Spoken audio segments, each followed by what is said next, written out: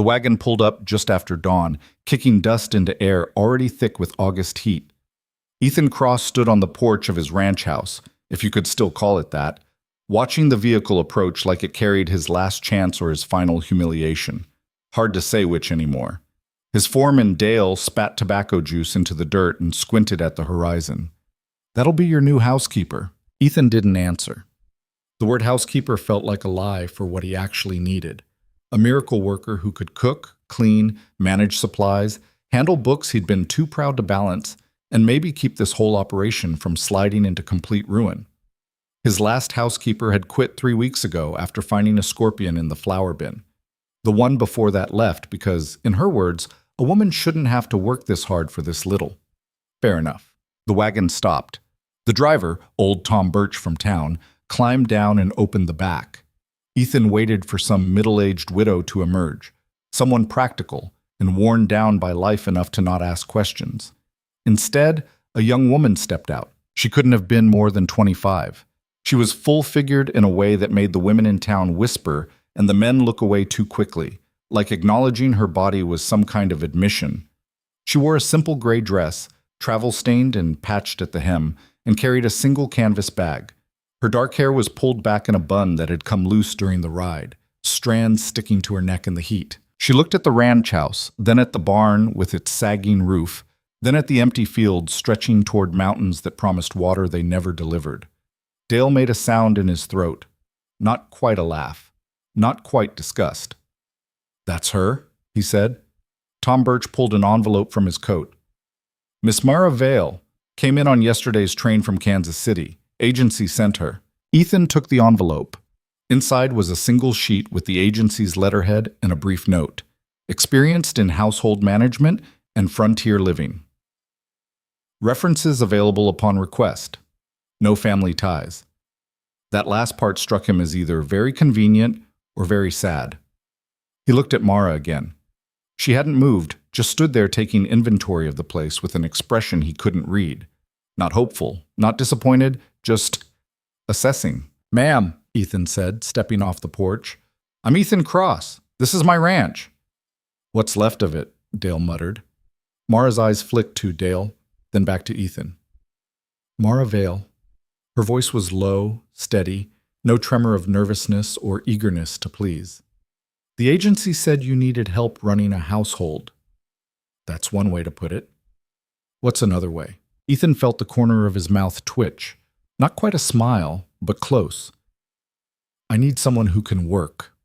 Hard. Long hours. The pay's not great, but you'll have a room, meals, and I won't bother you otherwise." "Bother me how?" Dale laughed outright at that. Ethan shot him a look that killed it. "I mean, I'll leave you be," Ethan said. "Do your job, I'll pay you fair, and we'll get along fine." Mara nodded slowly. She glanced at the house again, at the peeling paint and broken shutter hanging by one hinge. "When did someone last clean in there?" 3 weeks. "Cook?" "I've been managing."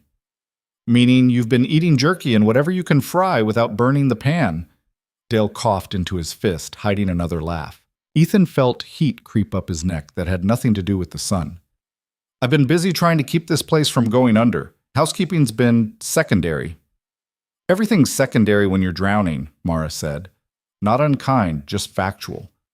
"Where do I put my things?" Tom Birch cleared his throat. "Miss, you sure about this? Town's got a boarding house. Mrs. Fletcher's always looking for help. Cleaner work, if you know what I mean." "I know what you mean," Mara said. "And I'm sure." Tom shrugged, clearly washing his hands of whatever happened next. He climbed back onto his wagon, tipped his hat, and drove off, leaving Mara standing in the dust with her single bag and the weight of 2 men's skepticism pressing down like the heat. Ethan picked up her bag. It was lighter than he expected and gestured toward the house. "Room's upstairs, second door on the right. I'll show you." He led her inside. The house was worse than he remembered. Dishes piled in the basin, dust coating every surface. The floor tracked with mud and God knew what else. The whole place smelled like old smoke and neglect. Mara stopped just inside the door. She didn't gasp or cringe, just stood there taking it in like a general surveying a battlefield. "How many hands you got working here?" she asked. 5, including Dale. Used to be 12. "What happened?" Drought, debt, bad decisions. Ethan set her bag down. Take your pick. She walked through the main room, running a finger along the table and inspecting the dust it collected. She looked into the kitchen, at the stove caked with grease and the pantry door hanging crooked. You weren't exaggerating about the work, she said. No, ma'am. Stop calling me ma'am, makes me feel old. What should I call you? Mara's fine, she turned to face him. I'll need supplies, soap, lye, vinegar, salt, flour, cornmeal, coffee, sugar, dried beans, some kind of meat that isn't jerky, eggs if you've got chickens that still lay, and a list of what you've already got so I'm not ordering double. Ethan blinked. That's specific. You want this place running or not? I do.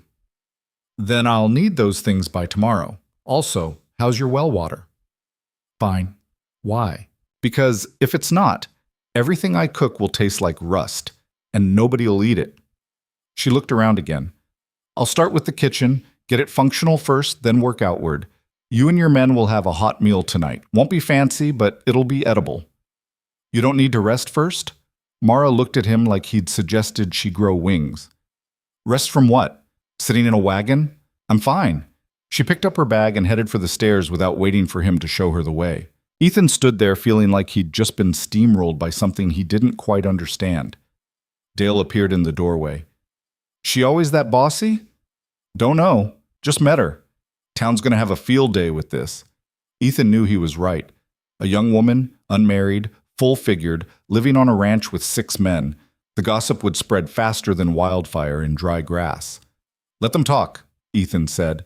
Long as she can do the work, I don't care what they say. Dale made that sound again. The one that wasn't quite laughter. You will, when it starts affecting business. What business? We're barely hanging on as it is. Dale didn't argue with that. He just shook his head and walked back toward the barn, leaving Ethan alone with the realization that he'd just made either the best decision of his life or the worst. Upstairs, Mara stood in her new room. It wasn't much. A narrow bed, a dresser with a cracked mirror, a window that looked out over brown fields. But it was hers. 4 walls and a door that locked.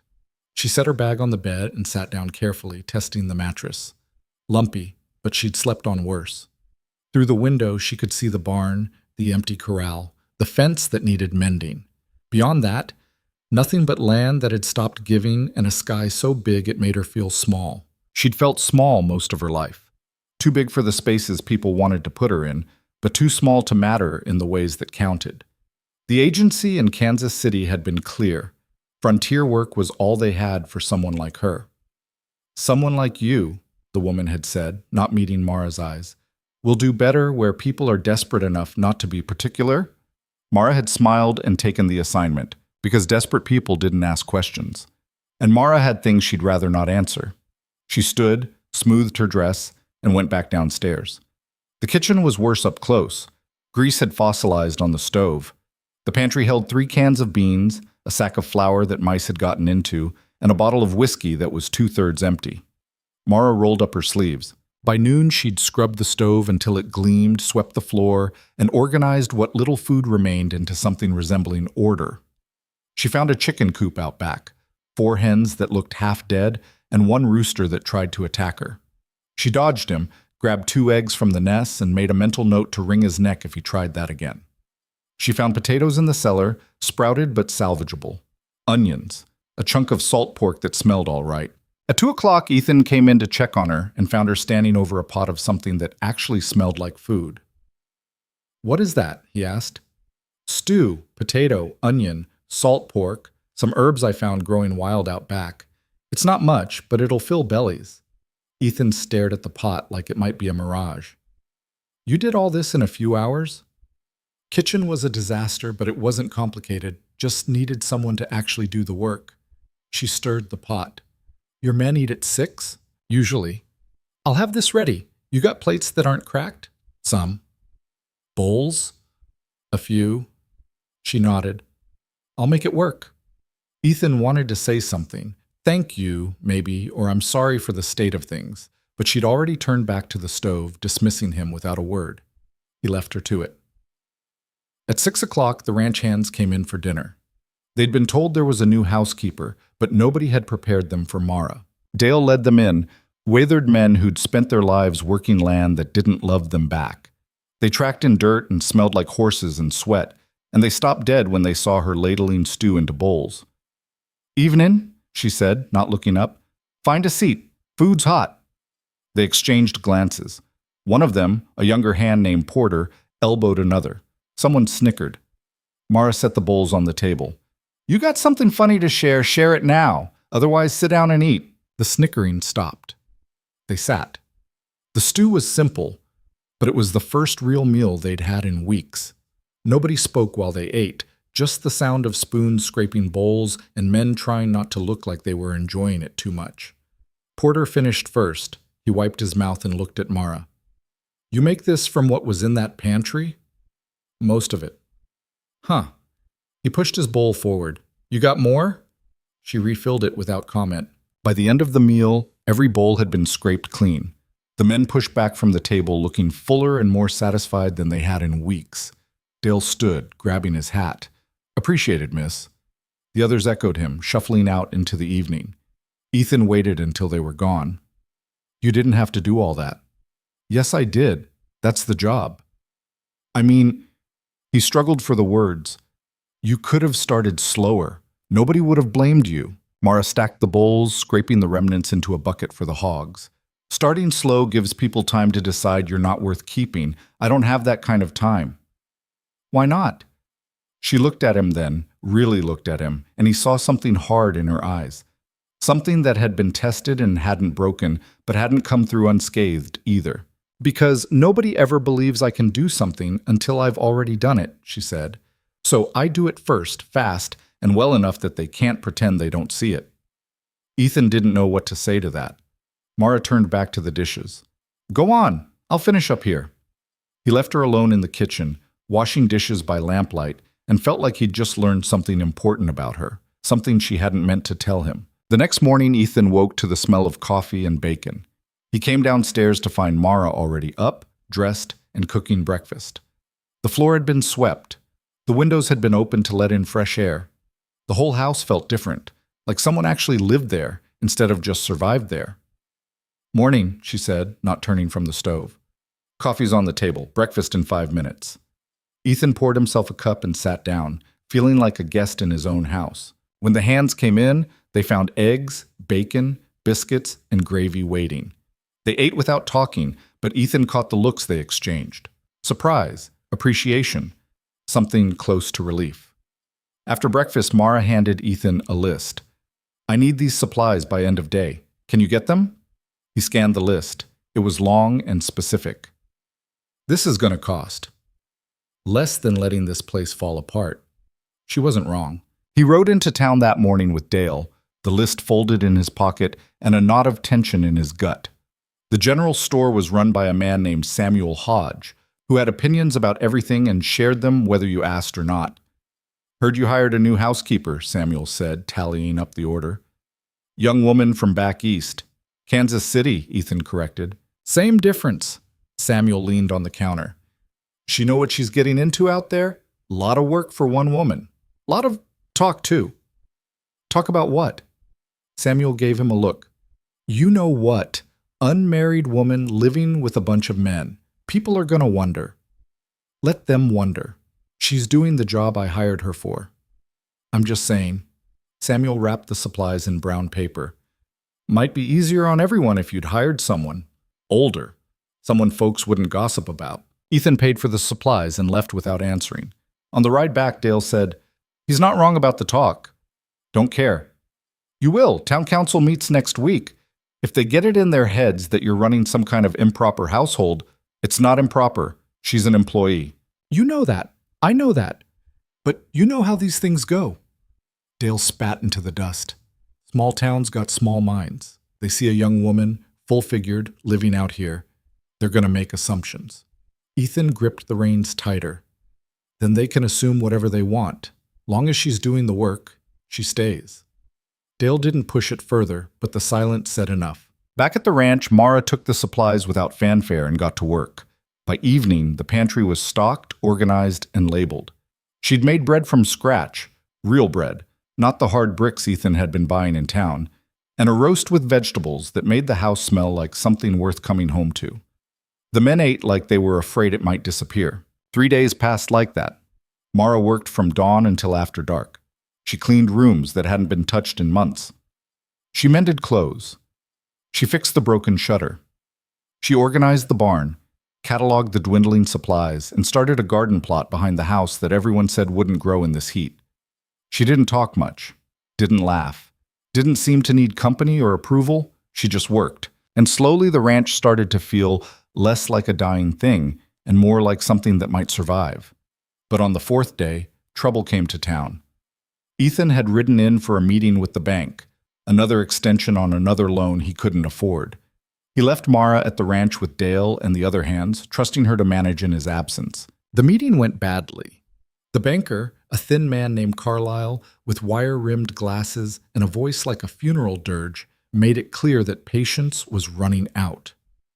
"I've given you every extension I can justify, Mr. Cross," Carlyle said, "but the board is asking questions. If you can't show profit by harvest time, I will." "You've said that before." "This time's different." "Why? Because you hired a housekeeper?" Carlyle shuffled papers. "I heard about that, by the way. Young woman from Kansas City. Quite the decision." Ethan's jaw tightened. "She's good at her job." "I'm sure she is, but Mr. Cross, you need income, not clean floors. Unless she's planning to work the fields herself, maybe she will." Carlyle stopped, looked up. "You're joking." "I'm not. She's done more in 4 days than anyone else has done in 4 months. So maybe I will put her in the fields. Maybe she'll do that better than the rest of us, too." Carlyle took off his glasses and cleaned them slowly. "Mr. Cross, I don't think you understand the position you're in. This bank owns your land. We've been generous because your father was a good man, but generosity has limits. If you can't turn this around, and soon, we'll have no choice but to foreclose." "How soon?" "End of summer, 3 months." Ethan felt the floor drop out from under him. 3 months. He'd known it was bad, but hearing it said out loud made it real in a way it hadn't been before.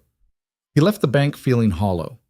On the way out of town, he passed the general store and heard voices inside, loud voices, angry. He stopped. Through the window, he saw a group of women, the kind who ran the church socials and decided who was respectable and who wasn't, and they were talking about Mara. "Living out there with all those men, it's indecent. I heard she's not even 30. And did you see her? A woman that size shouldn't—" Ethan pushed through the door. The women stopped talking, stared at him. Mrs. Fletcher, the boarding house owner, spoke first. "Mr. Cross, we were just discussing—" "I heard what you were discussing." Ethan's voice was flat. "And you can stop. Miss Vale is my employee. She's doing her job. What she looks like, or how old she is, or who she lives near, doesn't concern anyone but me. We're just thinking of propriety. No, you're not. You're gossiping, and you're doing it because you've got nothing better to do." He turned to leave, then stopped. "She's worked harder in 4 days than most people do in a month. Maybe focus on that instead of her dress size." He left them standing there with their mouths open, but he knew it wouldn't stop. The talk never did. He rode back to the ranch as the sun set, feeling the weight of it all. The debt, the drought, the gossip, the impossible task of saving something that maybe didn't want to be saved. When he got back, he found Mara in the garden, on her knees in the dirt, planting seeds in soil that looked too dry to grow anything. "You're wasting your time," he said, not meaning to sound harsh, but hearing it anyway. "Nothing grows out here anymore." Mara didn't look up. "Things grow where you give them a chance. Just takes patience." "I don't have patience. I've got 3 months before the bank takes this place." That made her stop. She sat back on her heels, wiped sweat from her forehead, and looked at him. 3 months. End of summer. What do you need to keep it? Profit, income, a miracle. He laughed, bitter. "Take your pick." Mara stood, brushing dirt from her dress. "Then we'd better get to work." "We?" "You hired me to help save this place, didn't you? So let me help." Ethan shook his head. "You're a housekeeper. This is beyond—" "Don't tell me what I am." Her voice was sharp now, cutting. "I've had people tell me what I am my whole life. What I can't do. What I shouldn't try. And every single time I've proved them wrong, so don't you start." They stared at each other in the fading light. "What do you propose?" Ethan finally asked. "I don't know yet, but I'll figure it out." She turned back to the garden. "That's what I do. I figure things out." Ethan watched her kneel back down and keep planting, and he felt something shift. Not hope exactly, but something close. That night, after dinner, Mara sat at the kitchen table with a lamp and a piece of paper. She started making lists: what the ranch had, what it needed, what could be sold, what could be saved. Ethan found her there past midnight. "You should sleep," he said. "So should you." "Can't. Too much to think about." "Same." She didn't look up from her notes. "Your hands? They're good workers?" "When there's work to do. Why?" "Because we're going to need everyone working twice as hard if we want to save this place. No exceptions, including me." "You're already working harder than anyone." "Then I'll work harder still." She finally looked at him. "I don't give up easy, Mr. Cross. You should know that about me." "It's Ethan." "Ethan, then." She went back to her lists. "Get some sleep. Tomorrow we start making changes." He wanted to ask what kind of changes. Wanted to tell her it was impossible, that he'd tried everything, that some things couldn't be fixed. But he didn't. Because for the first time in months, someone was looking at his failing ranch and seeing possibility instead of ruin. And that was worth more than hope. It was a reason to try. Over the next 2 weeks, Mara became a force the ranch hadn't seen before. She woke before dawn and worked past dark. She reorganized the barn for efficiency. She found ways to stretch every dollar, every supply, every scrap of food. She started preserving vegetables from the garden that hadn't grown yet, but she swore would. She fixed equipment the hands had written off as broken. She learned to handle the horses, not gently, but effectively.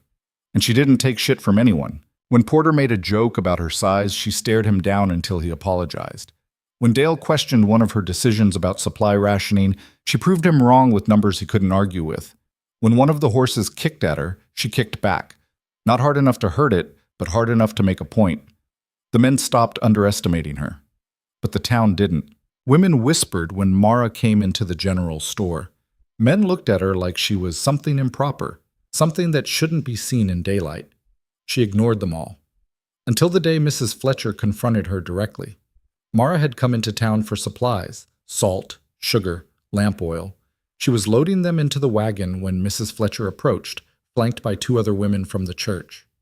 "Miss Vale," Mrs. Fletcher said, voice dripping with false sweetness. "Might I have a word?" Mara kept loading.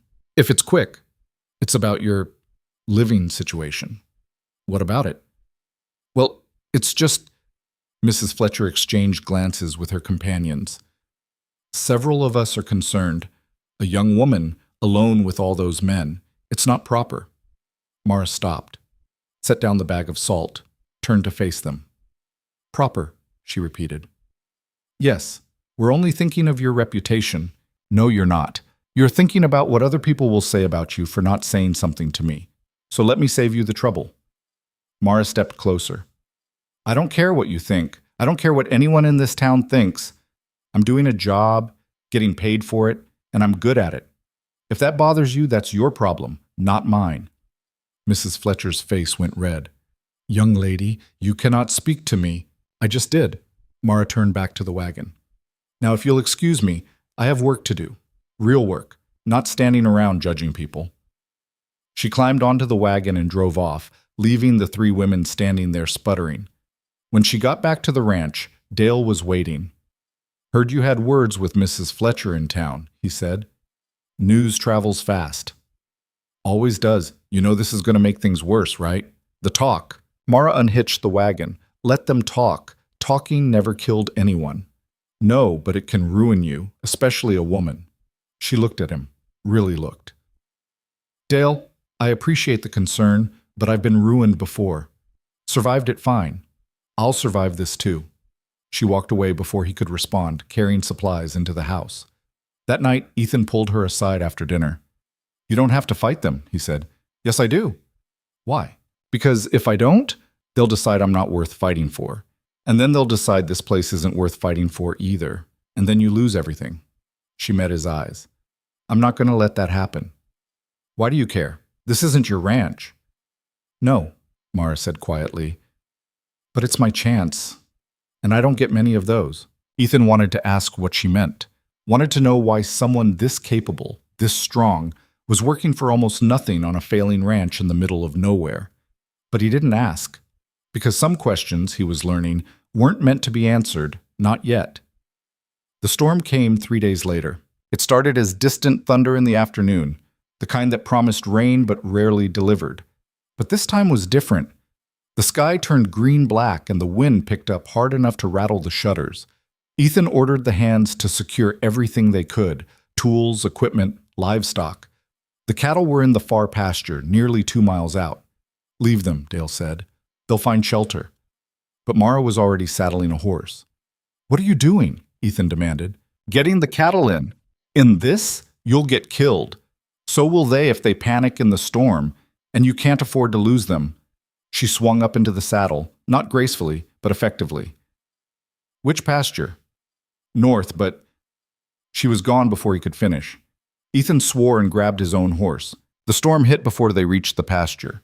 Rain came down in sheets, wind howling so loud it drowned out everything else. Lightning split the sky, illuminating the cattle scattered and panicking. Mara rode straight into them.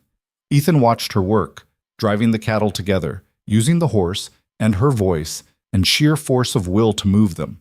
She wasn't elegant, wasn't trained, but she was effective, and she didn't stop even when lightning struck close enough to make the horse scream. Together, they got the cattle moving toward the ranch. It took an hour. By the time they reached the barn, both of them were soaked through, shaking with cold and adrenaline. The hands stared as they drove the cattle into the corral. "Close the gate," Ethan shouted. They did. Mara slid off the horse and nearly collapsed. Ethan caught her. "You're insane," he said. "I'm employed," she corrected, breathing hard. "And those cattle are worth money you don't have to lose. They're not worth your life." "Yes, they are." She pulled away from him, steadied herself. "Everything here is worth fighting for. You just forgot that." She walked into the house, dripping water, leaving Ethan standing in the rain with the sudden realization that she believed in this place more than he did.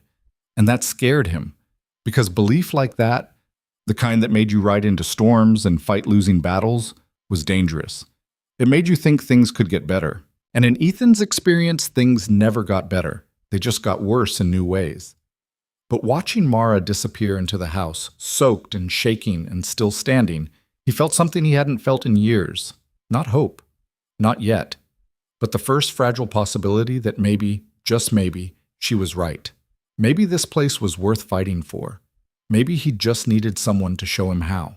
The morning after the storm, Mara woke with her muscles screaming and her hands blistered from the rains.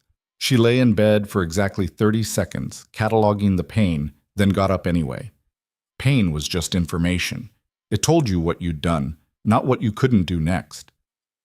Downstairs, she found Ethan already in the kitchen, trying to make coffee and failing. The pot was on the stove, but he'd forgotten to add water. "You're doing it wrong," she said. He turned, looking like he hadn't slept. "Morning to you, too." She took the pot, filled it from the pump, measured out grounds with hands that shook just slightly. "You stayed up." Checking the damage, storm took out part of the north fence, flooded the lower field. Could have been worse. Could have lost the cattle. He watched her work. "About that. What you did yesterday was necessary, was reckless. Same thing sometimes." She set the pot back on the stove. "Coffee will be ready in 10 minutes. I'll make breakfast after." "You should rest." "I'm fine." "You nearly got struck by lightning." "Nearly doesn't count." She turned to face him. "Ethan, I know you're trying to be decent about this, but I don't need protecting. I need you to let me do my job. Your job is running the house, not risking your neck in storms. My job is whatever keeps this place running. Yesterday, that meant getting cattle in before you lost them. Tomorrow, it might mean something else. That's how this works." Ethan rubbed his face. "You're the most stubborn person I've ever met." "Good. You need stubborn." She pulled out the flour, started measuring for biscuits. "When are you fixing that fence?" "Today. Dale and I will head out after breakfast." "Take Porter too. 3 pairs of hands will finish faster." "What about the other hands?" "Send them to clear drainage in the lower field. Standing water will breed mosquitoes and rot the soil. She cracked eggs into a bowl. And someone needs to check the barn roof. I heard creaking during the storm. It holds for now, but next big wind might take it. Ethan stared at her. How do you know all this? I pay attention. She whisked the eggs harder than necessary. That's the difference between people who survive and people who don't. Survivors pay attention. The hands came in for breakfast looking like they'd been dragged through the same storm. Mara fed them eggs, biscuits, gravy made from the last of the salt pork, and coffee strong enough to wake the dead. Nobody spoke much. They were too tired and too hungry. But as they filed out to start work, Dale paused at the door. Miss Vale, he said, what you did yesterday, that was something. She didn't look up from the dishes. Just doing what needed doing. Most people wouldn't have. I'm not most people. Dale almost smiled, almost. No, ma'am, you sure aren't. After they left, Mara cleaned the kitchen, then walked outside to survey the damage herself. The storm had been violent but brief. Branches scattered everywhere, mud thick enough to pull boots off. The garden she'd been nursing was partly washed out. She stood there looking at the destroyed seedlings and felt something cold settle in her chest. Not despair. She'd made peace with despair a long time ago. This was just reality. You built something and the world tried to knock it down. The only question was whether you built it again. She grabbed a shovel and started clearing mud. By noon, she'd salvaged half the garden and replanted what she could. Her back ached and her blisters had blistered, but the rows were straight and the seeds were in the ground, and that was enough. She was washing mud off her hands at the pump when she heard horses, 3 riders coming up from the south.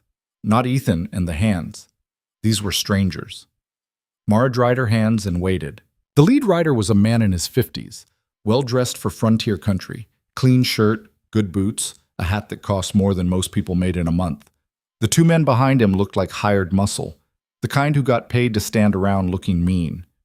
The lead man dismounted. Afternoon, this the Cross Ranch? It is. He looked her up and down in a way that made her skin crawl. Not lustful exactly. More like he was appraising livestock. You the housekeeper I've been hearing about? I work here. Martin Hayes. He didn't offer his hand. I own the Triple H Ranch, 6 miles west. You might have heard of it. She hadn't. What can I do for you, Mr. Hayes? I'm here to see Ethan Cross. Business matter. He's out mending fence. Won't be back until evening. Hayes frowned. I rode 6 miles. I'm not riding back without speaking to him. Then I guess you'll be waiting. Mara gestured toward the house. You can wait on the porch if you like. I'll bring water. I don't want water. I want to talk business. Then talk to Mr. Cross when he returns. Hayes' jaw tightened. Listen, girl. It's Miss Vale. I don't have time for this. Where exactly is Cross working? North fence line. Then I'll ride out there. Suit yourself. Mara turned to go back to the garden. You always this unpleasant? Hayes called after her. She stopped, turned back. Only to people who call me girl and act like I owe them something.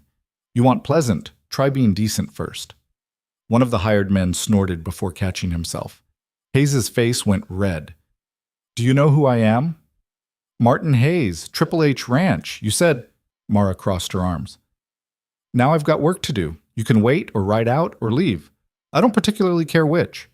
She walked away before he could respond, feeling his glare burning into her back. Behind her, she heard one of the hired men mutter, She's got spine, I'll give her that. Shut up, Hayes snapped. Mara went back to the garden and tried to ignore the prickling awareness that she'd just made an enemy. But some people you couldn't avoid making enemies of. They decided who you were before you opened your mouth, and nothing you did would change their mind. Hayes and his men rode out toward the north fence. Mara kept working. An hour later, Ethan returned looking angry. Hayes and his men followed, looking smug. Ethan dismounted hard. Inside, now. Mara set down the shovel. What happened? Inside. She followed him into the house. The kitchen still smelled like breakfast and coffee. Ethan paced like a caged animal. Hayes made an offer, he said. What kind of offer? To buy the ranch. Below market value, but he'd pay cash and clear my debt with the bank. Mara leaned against the counter. You told him no. Of course I told him no. This land's been in my family for 20 years. I'm not selling it to some vulture who's been circling since my father died. What do you say to that? That I'm being foolish. That I'll lose it to the bank anyway. Might as well take his offer and walk away with something. Ethan slammed his fist on the table. He's probably right. He's not. You don't know that. Yes, I do, because we're going to save this place. Mara pushed off the counter. You're going to fix that fence, clear that field, repair that barn roof, and work twice as hard as you've been working. And I'm going to make sure every dollar stretches, every meal feeds, and every damn thing on this ranch runs like it should. Mara, no. Listen to me. She stepped closer. Hayes didn't ride out here because he wants to help you. He rode out here because he sees weakness and he's trying to exploit it. Men like that don't win because they're stronger. They win because people give up, so don't give up. Ethan looked at her, really looked. Why do you care so much? Because I'm tired of watching men like Hayes take things from people who actually earned them. Because I'm tired of people assuming someone's going to fail just because they're struggling and because... She stopped, swallowed. Because I need this to work too. So we're going to make it work. The silence stretched between them. Finally, Ethan nodded. All right. All right? All right, we fight. Something in Mara's chest loosened. Good. Now go clean up. Dinner's in an hour. He left, and Mara stood alone in the kitchen feeling like she'd just made a promise she had no idea how to keep. But she'd made it anyway. Because that's what you did when the alternative was giving up.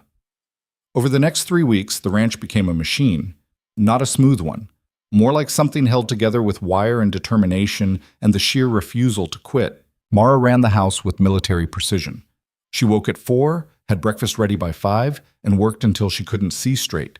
She learned to ride properly because walking everywhere wasted time. She learned which cattle were pregnant and which were sick just by watching them. She learned to shoot because Porter said she should know how and then handed her a rifle like it was a test. She hit the target on her 3rd try. Not bad, Porter said. Not good either. Mara reloaded. Show me again. She practiced until her shoulder bruised from the recoil and her hand steadied on the trigger. The hand stopped making jokes, started asking her opinion on things, started treating her less like a housekeeper and more like someone who belonged. But the town got worse. Every time Mara rode in for supplies, the whispers followed. She heard them in the general store, in the street, outside the church she never attended. Living in sin out there, not natural for a woman that size to be doing men's work. Heard she's got ideas above her station. Mara ignored it all until the day she couldn't. She was loading supplies into the wagon when 3 young men approached. Town boys, probably 18 or 19, the kind who thought cruelty was the same as humor. Hey there, big girl, one of them called. Need help lifting those? Looks heavy for a lady. Mara kept loading. I'm fine. Sure you are. But maybe you should let a man handle it. Wouldn't want you to hurt yourself. His friends laughed. Mara set down the bag of flour, turned. You offering to help or just running your mouth? Maybe both. The kid stepped closer. He was tall, cocky, the kind who'd never been hit hard enough to learn respect. Though I don't know what Cross is thinking, hiring someone like you, unless he's got other reasons. The implication hung in the air like smoke. Mara smiled. It wasn't a nice smile. You want to say that clearer? I'm just saying, man takes on a woman like you. Gotta wonder what she's really doing out there. Can't be just cooking and cleaning. His friend snickered. Mara picked up the flour bag. It weighed 50 pounds. She lifted it one-handed and threw it into the wagon hard enough to make the whole thing shake. Then she picked up another one. And another. The boys watched, their grins fading. When she'd loaded everything, bags of grain, crates of supplies, a barrel of salted meat, she turned back to them. You finished? She asked. The lead kid's face was red. You think you're tough? I think I've got work to do, and you're wasting my time. Mara climbed onto the wagon. Now get out of my way before I run you over. She meant it.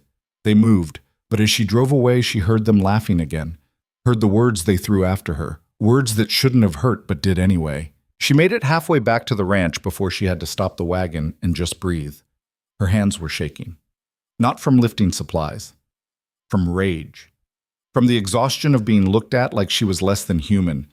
From the weight of proving herself over and over to people who'd already decided she didn't matter. She sat there on the side of the road, reins in her blistered hands, and let herself feel it. Then she shoved it down, flicked the reins, and kept going, because stopping wasn't an option. It never had been. That night, Dale noticed something was wrong. "You all right, Miss Vale?" he asked after dinner. "Fine." "You don't look fine." "Then stop looking." She scrubbed a pot harder than necessary. "I'm fine." Dale leaned against the counter. "Town boys give you trouble?" She stopped scrubbing. "How'd you know?" "Same thing happened to my sister. Different town, same stupidity." He pulled out his pipe, started packing tobacco. "She handled it about like you did. Worked twice as hard, proved them wrong, and ignored everything they said." "Did it work?" "Eventually. Took years, but yeah, they came around." He lit the pipe. "Some people need time to see past their own nonsense. Others never do.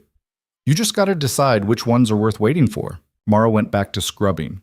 "And the ones who aren't? You already know what to do with them. You threw that flour bag hard enough to crack the wagon bed." He smiled around the pipe stem. "Porter told me about it. Said those boys looked like they'd seen a ghost." Despite herself, Mara almost smiled. They had it coming. They did. "But Miss Vale, you got to understand something. This town, these people, they're scared. Drought's got everyone on edge. The bank's foreclosing on farms left and right. Hayes is buying up land cheap and squeezing out anyone who won't sell. So when someone new shows up, someone different, they look for someone to blame. I'm not responsible for their problems. No, but you're an easy target. Young woman, works hard, doesn't fit their idea of how things should be. That makes you dangerous to them." "Dangerous how? I'm just trying to survive." Dale puffed his pipe. "That's exactly why. You're surviving when they're barely hanging on. Makes them wonder what they're doing wrong. Easier to tear you down than face that question." Mara set the pot aside. Her hands were red from the hot water. "I can't make myself smaller to make them comfortable. No one's asking you to. I'm just saying, pick your battles. Some fights are worth having, others just waste your energy." "And which is which?" "You'll know when the time comes." He left her alone with that, and Mara stood in the empty kitchen wondering if he was right. Wondering if any of this was worth the fight. But the next morning she got up at 4 anyway. Made breakfast anyway. Worked until her body screamed anyway. Because the alternative was quitting, and Mara had never learned how to quit. The real trouble started 2 weeks later. Ethan had taken a small herd to market, hoping to make enough to cover at least part of what he owed the bank. Mara stayed behind with Dale and 2 of the hands, managing the ranch in his absence. The morning started normal enough. She was in the garden, checking on the seedlings that had finally started to break through the soil, small green promises that maybe things could grow here after all, when Dale came running. "Miss Vale, we got a problem." She stood, brushing dirt from her dress. "What kind of problem?" "Water. The creek's gone dry." Mara felt her stomach drop. The creek fed the well, the livestock, everything. "Dry how? Completely?" "Near enough. Just a trickle left. Storm was 3 weeks ago. Should have filled it." "Should've. Didn't." Dale looked grim. "I rode upstream to check. Someone dammed it." "Dammed it? Who?" "Couldn't see from the ridge, but I got a pretty good guess." "Hayes." Mara's hands curled into fists. "Show me." They rode out together, following the creek bed upstream. 2 miles up, they found it. A crude but effective dam, built from rocks and logs, diverting the water west, toward Hazeland. "Son of a—" Mara stopped herself. How long would this take to build? "Few days, maybe. Had to be recent, or we would have noticed sooner." "Can we tear it down?" "We could. But if Hayes built it, he's got men watching it.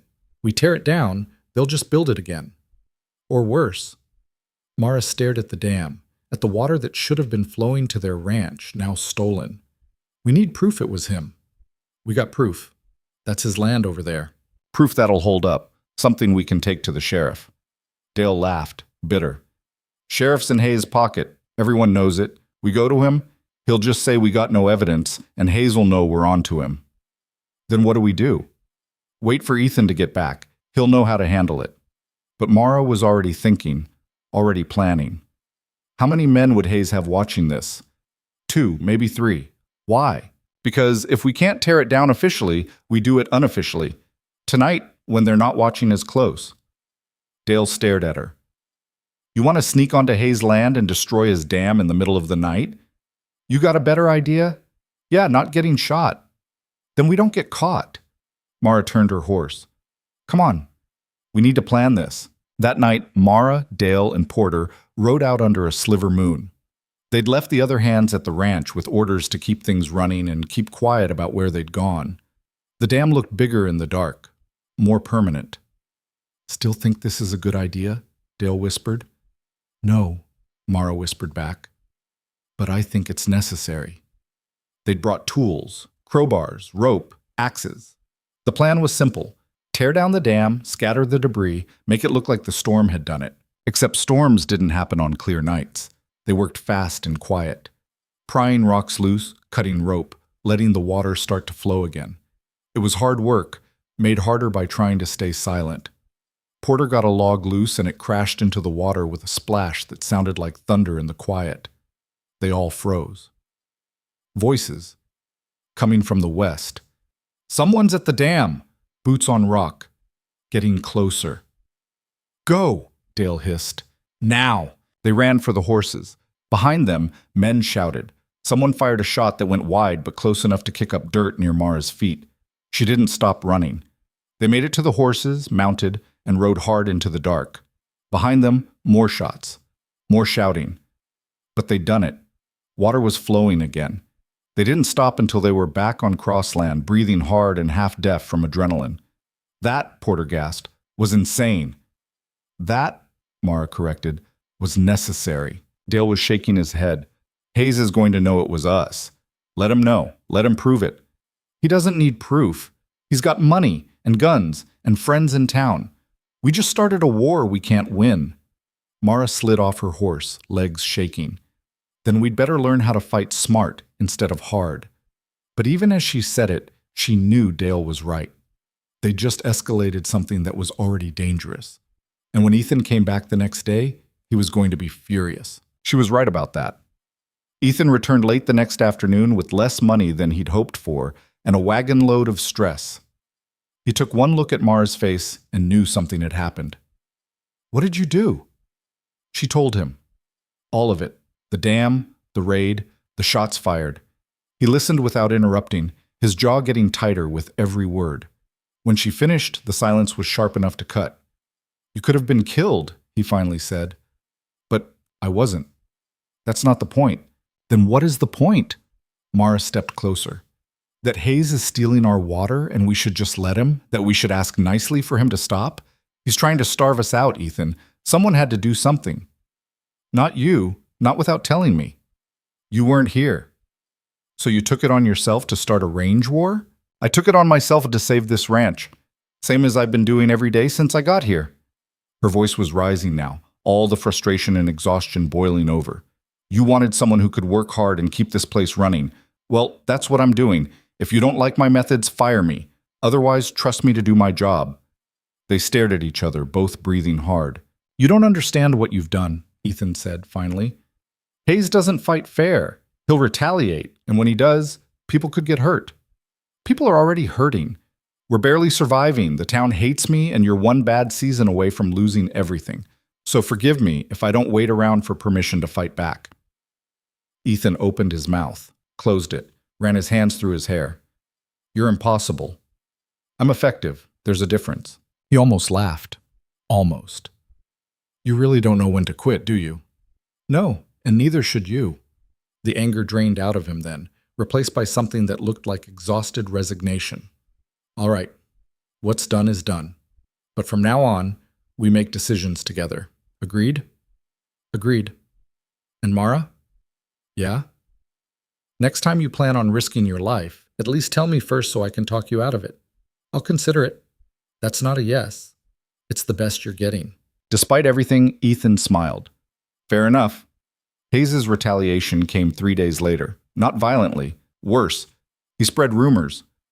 Told everyone in town that the Cross Ranch was being run by a woman of questionable morals who was leading Ethan astray. Said she'd attacked his property, destroyed his dam, and needed to be removed before she caused more trouble. The town, already suspicious of Mara, ate it up. When Mara went to buy supplies the next week, Samuel Hodge refused to serve her. I can't in good conscience sell to someone who's causing trouble, he said, not meeting her eyes. I'm buying flour and sugar, not starting a riot. That's not what I heard. Heard you destroyed Mr. Hayes' property. Heard your... He stopped. Well, I just can't sell to you. That's final. Mara felt the other customers watching, felt their judgment like weight on her shoulders. She could have argued, could have made a scene. Instead, she turned and walked out. Outside, she stood in the street trying to figure out what to do next. They needed supplies. Without them, they couldn't keep working. Miss Vale? She turned. A woman stood there, older, with kind eyes and worn hands. Mrs. Chen, who ran the boarding house on the edge of town. I overheard, Mrs. Chen said quietly. I have extra flour and sugar. You can buy from me. Mara felt something tight in her chest loosen. Why would you help me? Because I know what it's like to be the person everyone decides is wrong before they know the truth. Mrs. Chen gestured toward her boarding house. Come, we'll work something out. It wasn't much, but it was enough. And as Mara followed Mrs. Chen down the street past the people who stared and whispered, she realized something. Not everyone in this town had decided she was the enemy. Some people just needed to see her keep standing before they'd stand with her. And she could do that. She'd been doing it her whole life. The supplies from Mrs. Chen lasted 2 weeks. After that, Mara had to get creative. She started preserving everything she could from the garden that had finally started producing, pickling cucumbers, drying herbs, canning tomatoes in jars she'd found buried in the cellar. The work was endless, and the yield was small, but it was something. Something they'd grown themselves. Something Hayes couldn't take away. The ranch settled into an uneasy rhythm. They worked from dawn until after dark, everyone doing double duty because there was no other choice. Porter learned to cook basic meals so Mara could spend more time in the fields. Dale took over the books one night a week so Ethan could actually sleep. Even the livestock seemed to sense the tension, staying closer to the barn, easier to manage. But the pressure kept building. Hayes didn't dam the creek again. He did something worse. He started buying up the land around them. The Morrison place to the north sold first, then the Wallace homestead to the east. Families who'd held out as long as they could but couldn't hold out any longer. And every time Hayes bought a new piece, the noose around Cross Ranch got tighter. He's boxing us in, Ethan said one night, staring at a map he'd spread across the kitchen table. Red marks showed Hayes' holdings. The Cross Ranch sat in the middle like an island surrounded by enemy territory. Another year and we'll be completely landlocked. Can't move cattle, can't access the river, nothing. Mara studied the map. What about the mountain pass to the west? Public land, for now. But Hayes has been talking to the territorial governor about buying it. Can he do that? If he's got enough money, he can do whatever he wants. Ethan folded the map. We're running out of time. How much time? Bank wants to see profit by October. That's 6 weeks. If we can't show them something, anything, they'll foreclose. Mara did the math in her head. 6 weeks. They had maybe 20 head of cattle ready for market. At current prices, that would barely cover the interest on the loan, let alone show profit. What if we sold something else? She asked. Like what? The equipment's mortgaged. The house is mortgaged. We've got nothing left to sell. What about your father's pocket watch? The one in your room? Ethan's jaw tightened. That's not for sale. Everything's for sale if the price is right. Not that. It's all I have left of him. Mara understood. She'd had things like that once. Things she'd sold or lost or left behind when she ran. Things she'd thought she couldn't live without until she had to. All right, she said. We'll find another way. But sitting there in the lamplight with the map showing just how trapped they were, she couldn't see what that way would be. The letter came 3 days later. Tom Birch delivered it along with the weekly mail, handing it to Mara with a curious look. Came from back east, Kansas City. Mara took it, her stomach dropping even before she saw the return address. The agency. The one that had sent her here in the first place. She waited until she was alone to open it. The letter was short and to the point. A family in Denver was looking for someone to manage their household. Wealthy family, 4 children, staff of 6. They needed someone experienced, capable, and willing to start immediately. The pay was triple what Ethan was giving her, Room and board in the main house, references required. The agency had recommended her. Mara read it twice, her hand shaking. Denver. A real city. A real job. Enough money to actually save something, build something, maybe even buy a small place of her own someday. Everything she'd thought she wanted when she left Kansas City. She folded the letter and put it in her pocket. That night she couldn't sleep. She lay in bed staring at the ceiling, listening to the house settle around her. Through the thin walls she could hear Porter snoring, Dale coughing, the wind rattling the shutters. 6 weeks ago she would have taken the Denver job without hesitation. Would have packed her bag and left on the next train, grateful for the opportunity. But now she knew what Ethan looked like when he smiled, knew how Dale took his coffee, knew that Porter whistled when he worked and that the chickens laid better when you talked to them. She knew which floorboard creaked in the hallway and which burner on the stove ran hot. She knew the rhythm of this place, the feel of it. She knew she didn't want to leave. The realization hit her like cold water. She'd spent her whole life leaving towns that didn't want her, jobs that didn't value her, people who couldn't see past what she looked like to who she was. Leaving had always been easier than staying, safer than fighting. But this place, this broken, struggling, impossible place had gotten under her skin. Or maybe it was the people. The way Ethan trusted her judgment even when he disagreed with it. The way Dale treated her like an equal.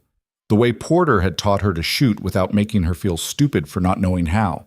The way she'd started to feel like she belonged. She got up, dressed, and went downstairs.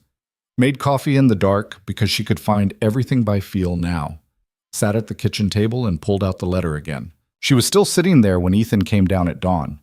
"You're up early," he said. "Couldn't sleep." He poured himself coffee, sat across from her, saw the letter. "What's that?" She should have lied, should have said it was nothing. Instead, she handed it to him. He read it silently, his face getting harder with each line. When he finished, he set it down carefully. "Denver." "Yeah." "Triple the pay." "Yeah." "When do you leave?" The question felt like a punch. "I haven't decided." Seems like an easy decision. Better pay, better situation, actual city instead of... He gestured vaguely at the kitchen, the ranch beyond. "This. It's not that simple." "Why not?" "Because I don't want to leave. Because this place needs me. Because you need me. Because I need this." She didn't say any of it, just sat there holding her coffee cup like it might anchor her. Ethan stood. "You should take it. You'd be stupid not to." "Maybe I'm stupid then." "You're not. You're practical. And practically speaking, you've got no future here. We're 6 weeks from losing everything. You stick around, you'll just go down with us." He headed for the door. "Take the job, Mara. Get out while you can." He left before she could respond. Mara sat alone in the kitchen as the sun came up, the letter on the table between her coffee cup and her calloused hands. She had until Friday to respond. 3 days. 3 days to decide between the smart choice and the right one, if there was even a difference anymore. Word about the Denver offer spread faster than Mara expected. By afternoon, everyone knew. The hands didn't say much, just worked a little quieter, looked at her a little different. Dale found her in the garden that evening. "Heard about Denver," he said. "News travels." "Always does." He crouched down, inspecting the tomato plants she'd been staking. "These are coming in nice. They'll be ready to harvest in 2 weeks, maybe 3. You planning on being here to harvest them?" Mara kept working. "I don't know." That's an honest answer, at least. Dale pulled a weed, examined it. "You know, my sister, the one I told you about, she had a choice like this once. Stay in a town that treated her like dirt, or leave for something better. She left. Did she regret it? Every day for the first year, then she met someone, built a life, had kids. Now she says leaving was the best thing she ever did." He tossed the weed aside. "But she also says she lost something when she left. Something she never got back." "What?" "The chance to prove them wrong, to stand her ground and make them see her." He looked at Mara. She always wondered what would have happened if she'd stayed and fought. Sometimes fighting's not worth it, and sometimes it's the only thing that is. Dale stood, brushed dirt from his knees. "I'm not going to tell you what to do. But I will say this. You've done more for this place in 2 months than anyone's done in 2 years. We'd be worse off without you. That's just fact." He left her there, with the truth of it. That night, Mara wrote a response to the agency, told them she needed more time to decide, asked if the position could wait another month. She knew it probably couldn't. Jobs like that didn't wait, but she sent the letter anyway, buying herself time she might not have. The next morning, Hayes made his move. It started with the supply lines. Samuel Hodge sent word that he couldn't sell to the Cross Ranch anymore. Not just wouldn't, couldn't. Hayes had bought a stake in the general store and made it clear that any business done with Cross would cost Hodge his partnership. Mrs. Chen tried to help again, but Hayes got to her too. Threatened to buy the building she rented for her boarding house and evict her if she kept supplying Mara. "I'm sorry," Mrs. Chen said, tears in her eyes when she told Mara. "I can't risk it. I have nowhere else to go." "I understand," Mara said, even though understanding didn't make it easier. By the end of the week, they were cut off completely. No supplies, no credit, no way to buy what they needed to keep operating. Ethan called a meeting in the barn. All the hands, Mara, everyone who had a stake in what happened next. "We're in trouble," he said, not sugarcoating it. "Hayes has cut our supply lines. We've got maybe 2 weeks of food left, less if we're not careful. The cattle need grain we can't buy. The equipment needs parts we can't get. And the bank's breathing down my neck for payment we can't make." Porter spoke up. "What about going to another town for supplies? Ridgemont's only a day's ride. Hayes owns the freight company that runs through Ridgemont. They won't sell to us either. So we're trapped. We're trapped." The silence was heavy. "I won't force anyone to stay," Ethan continued. "You've all worked hard, stuck with me longer than you should have. If you want to find other jobs, I'll understand. I'll even write you references." Nobody moved. Dale cleared his throat. "We've come this far. Seems stupid to quit now." "There might not be a choice." "There's always a choice." Dale looked at the others. "I'm staying. Anyone else?" One by one, the hands nodded. Even Porter, who had the least reason to stay, who could find work anywhere. Mara felt something crack open in her chest. These men, weathered, rough, far from perfect, were choosing to go down fighting rather than run. "What do we do?" she asked. Ethan looked at her like he'd forgotten she was there. "What can we do? We're out of options." "No, we're not. We just haven't thought of them yet." Mara stepped forward. "Hayes wants us desperate. Wants us to sell cheap or walk away with nothing. But what if we don't give him that satisfaction? What if we find a way to survive without the things he's blocking?" "How?" "We grow our own food, hunt for meat, trade work for supplies with ranches Hayes doesn't control. We make ourselves independent. That'll take months. We've got weeks." "Then we do it in weeks." Mara's voice was harder now, sharper. "We work faster, smarter, stop wasting energy on things that don't matter. We turn this ranch into something that can survive on its own. And when Hayes sees we're not breaking, when the bank sees we're still standing, they'll have to take us seriously." "It's not enough," Ethan said. "Even if we survive, we still can't show profit. The bank doesn't care if we're self-sufficient. They want money." "Then we find a way to make money." Mara was fully committed now, the plan forming as she spoke. "We've got land, we've got cattle, we've got skills. There's got to be something we can do that Hayes can't touch." Dale spoke up. "There might be. Heard tell the Army's looking for beef contracts. They're building a new fort west of here, needs steady supply. If we could get that contract—" "The Army buys from Hayes," Ethan interrupted. "Has for years. They buy from whoever bids lowest and delivers on time. Hayes has history with them, but he doesn't have a monopoly. We could put in a bid." Ethan looked skeptical. "We don't have enough cattle to fill an Army contract." "Not yet," Mara said. "But we've got time to build the herd if we work smart. And if we get the contract, the bank has to see that as profit potential. It's a long shot." "It's the only shot we've got." The hands started talking, voices overlapping. Maybe it could work. Maybe they could pull it off. Maybe this was the break they needed. Ethan held up his hand for quiet. "All right, we try. Dale, find out what the Army needs and when they're taking bids. Porter, take inventory of the herd. I need exact numbers. Everyone else, we're going on full rations as of now. Every scrap gets used, nothing gets wasted." He looked at Mara. "You still planning on leaving?" The question hung in the air. Everyone was looking at her now, waiting.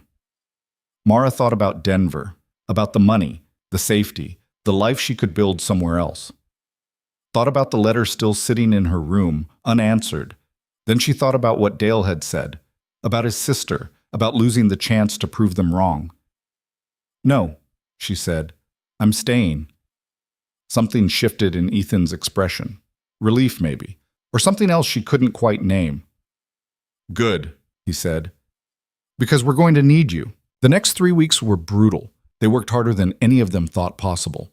Mara took over managing the entire food supply, stretching every meal until it barely qualified as sustenance but kept them going. She learned to hunt from Porter, took down her first deer with shaking hands, and cried after because taking a life, even for food, felt heavier than she'd expected. Dale found out the Army was taking bids in 2 weeks. They needed 300 head of cattle delivered over 6 months, paid on delivery. It was a massive contract, more than the Cross Ranch could supply alone. "We could partner with someone," Mara suggested. "Another ranch that's struggling. Pool our herds, split the profit." "Who'd work with us?" "Hayes has made sure everyone knows we're trouble." "Not everyone." Mara had been thinking about this. "What about the Cooper place? Heard they were in debt too, trying to hold on." "Sam Cooper hates me." "Why?" "Because I'm a better rancher than he is. Was, anyway." "Swallow your pride," Mara said bluntly. "We need this." Ethan rode out the next day, came back with a tentative yes. Cooper would partner if they could prove they'd get the contract. Big if. They worked on the bid proposal together. Ethan, Mara, and Dale, sitting at the kitchen table night after night, calculating numbers until they blurred. How many cattle? What price? Delivery schedules? References? Mara wrote the proposal. She'd done clerical work before, knew how to make words sound professional and convincing, made their struggling ranch sound stable and their partnership with Cooper sound strategic instead of desperate. When it was finished, Ethan read it twice. "This is good," he said quietly. "Really good. It's honest, that's all it is." "No, it's more than that, it's—" He stopped, looked at her. "Why are you doing this?" "Doing what?" "Fighting this hard. You could be in Denver by now, safe, comfortable. Instead you're here, gambling on a contract we might not get, working yourself to death for a place that's not even yours." Mara didn't answer right away. She looked around the kitchen, at the stove she'd scrubbed, the table she'd mended, the floor she'd swept 1,000 times. Looked at the man sitting across from her, exhausted and stubborn, and refusing to give up even when he should. "It feels like mine," she said finally. "That's probably stupid, but it does." Ethan reached across the table, put his hand over hers. Neither of them said anything. But something passed between them, something that didn't need words. The Army sent an inspector 3 days before the bid deadline. Captain Morrison arrived unannounced, a tall man with a military bearing that made everyone stand straighter. He wanted to see the herd, inspect the facilities, verify they could actually deliver what they were promising. Mara made sure everything looked its best. The barn swept clean, the equipment organized, the cattle looking as healthy as half-starved livestock could look. She wore her best dress, which wasn't saying much, and made coffee strong enough to strip paint. Morrison walked the property for 2 hours, took notes, asked questions. His expression gave nothing away. Finally, he stood in the barn and addressed Ethan directly. "Your proposal is competitive, numbers work out, but I need to know something." "What's that?" "Can you actually do this? Because if you take this contract and can't deliver, you'll cost the Army time and money, and I'll make sure you never work again." "We can deliver," Ethan said. "You're partnering with the Cooper Ranch." "Yes, sir." "Why?" "Your proposal says you're capable of handling this alone." Mara stepped forward before Ethan could answer. "Because capability isn't the same as capacity, Captain. We're capable. But smart business means using every advantage. Cooper's got grazing land we don't. We've got water access he doesn't. Together we're stronger than apart." Morrison looked at her. "And you are?" "Mara Vale. I manage the household and operations." "Operations?" "Someone's got to keep track of the numbers, make sure everything runs on schedule. That's what I do." Morrison studied her for a long moment. "I've seen a lot of failing ranches. Most of them fail because the people running them are too proud or too stupid to change. You seem like neither." "Thank you, sir." "It's not a compliment, it's an observation. He closed his notebook. I'll make my recommendation to the procurement officer. You'll have an answer in 1 week. After he left, Ethan let out a breath he'd been holding. Well, that's done. He seemed fair, Mara said. Fair doesn't mean friendly, but yeah, we've got a shot. They waited. The week crawled by like it was trying to torture them. Every day felt like a year. Every sound of hoofbeats made everyone jump, thinking it was news. Meanwhile, Hayes escalated. He started spreading rumors that Ethan and Mara were engaged in an improper relationship, that the ranch was being run into the ground by a woman who'd seduced the owner, that anyone doing business with them was supporting immorality. The words cut deeper than Mara wanted to admit. She was in town buying thread, the one thing Mrs. Chen could still sell her without Hayes noticing when she overheard two women talking. Absolutely shameless, living in sin like that. I heard she threw herself at him. He was too weak to resist. Mara didn't confront them, just paid for her thread and left. But that night, sitting alone in her room, she felt the weight of it. Not just the accusations, but the impossibility of defending against them. Because the truth was complicated. She and Ethan had gotten close. Working together, fighting together, it had built something between them that she didn't have a name for yet. Was it love? She didn't know. She'd never had time for love before, but it was something real. And the town was turning it into something dirty. There was a knock on her door. Mara? Ethan's voice. She opened the door. He stood there looking uncomfortable. Can we talk? He asked. About what? About what people are saying about us. She let him in. He sat on the edge of her bed while she leaned against the dresser, arms crossed. I know what they're saying, she said. I don't care. I do. Not because it's true, but because it's hurting you. I can see it. I've been hurt before. I'll survive. You shouldn't have to. Ethan stood. We could get married, make it official, shut them up. Mara felt like she'd been slapped. What? I'm saying it wrong. I mean, we work well together. We're trying to save this place together. And if we were married, they couldn't say anything. It'd be respectable. You want to marry me to make me respectable? No. I want to marry you because... He stopped, started again. Because somewhere along the way you became the most important person in my life, and I can't imagine doing any of this without you. The words hung in the air between them. Mara's throat was tight. That's not a proposal. That's a partnership agreement. Maybe that's all marriage is. A partnership. Not for me. I've had plenty of partnerships. I don't need another one. She moved toward the door. You should go. Mara, go. He left. She sat on her bed in the dark, hands shaking, and tried to figure out why she was crying. Because she'd wanted him to say he loved her, wanted him to mean it as more than just practicality, wanted to mean something to someone for reasons that had nothing to do with what she could do for them. But wanting didn't change reality, and reality was that she was still just the hired help who'd gotten above her station.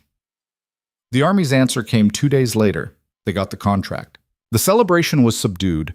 Everyone was too exhausted and too aware of how much work lay ahead, but there was relief, maybe even hope.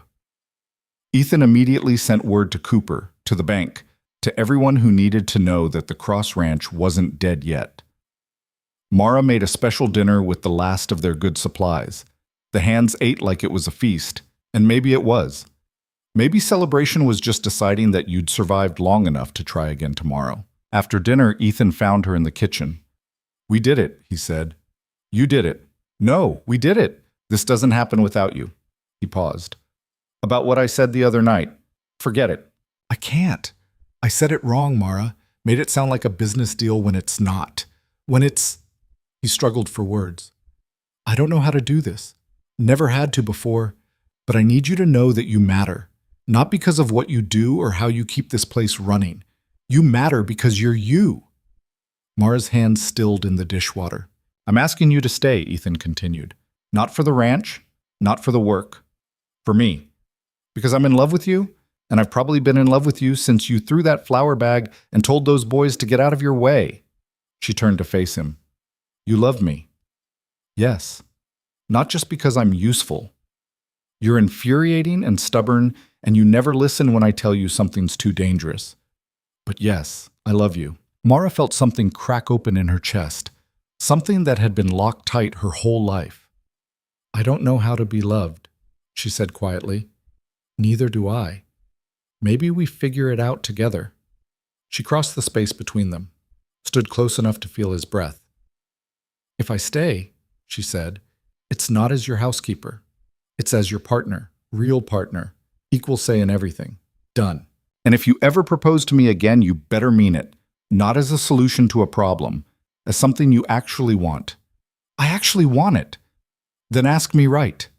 Ethan took her hands. They were rough from work, scarred from the garden, strong from everything they'd built. Mara Vale. Will you marry me? Not because it's practical or convenient or makes anyone else happy, because I love you and I want to spend whatever time we've got left, whether it's 50 years or 50 days, fighting alongside you. She kissed him before she answered. Kissed him like she was claiming something that had always been hers, but she'd been too scared to reach for. When she pulled back, she was smiling. Yes. Outside, the ranch sat quiet under the stars. The cattle in the corral, the garden growing despite the drought, the house that had been falling apart when she arrived and now stood a little straighter. It wasn't perfect. It probably never would be. But it was theirs.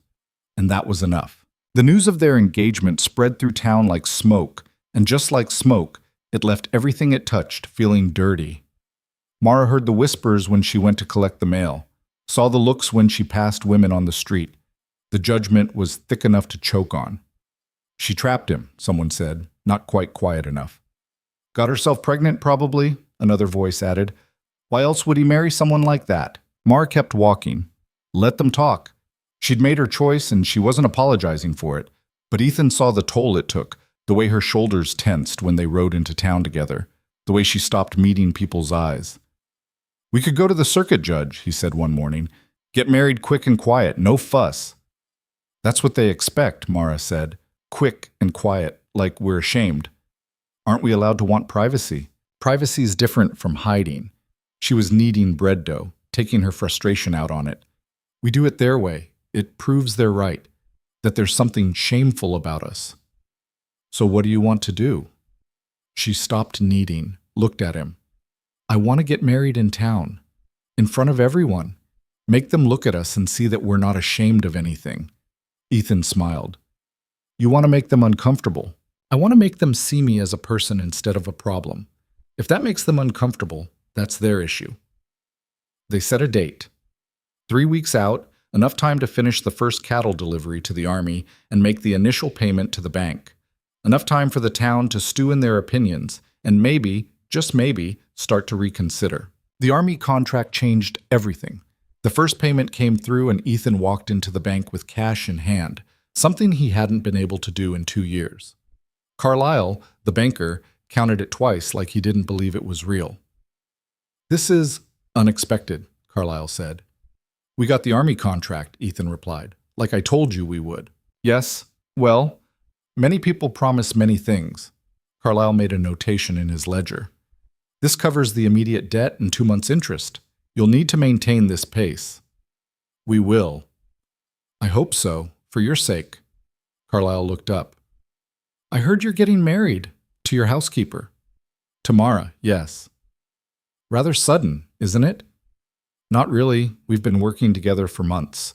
Makes sense to make it official. Carlisle's expression said he had opinions about that, but he kept them to himself. Well, congratulations, I suppose. Ethan left the bank feeling lighter than he had in years. They'd bought themselves time, bought themselves a chance. But Hayes wasn't done. The attack came at night 2 weeks before the wedding. Mara woke to the smell of smoke and the sound of horses screaming. She was out of bed and running before her brain caught up. Down the stairs, out the door, into chaos. The barn was on fire. Not the whole thing yet, just one corner, but fire spread fast in dry wood. The hands were already there with buckets, a human chain from the well, throwing water that seemed to evaporate before it hit the flames. The horses, Porter shouted. They're still inside. Mara ran for the barn door. Ethan grabbed her arm. Don't!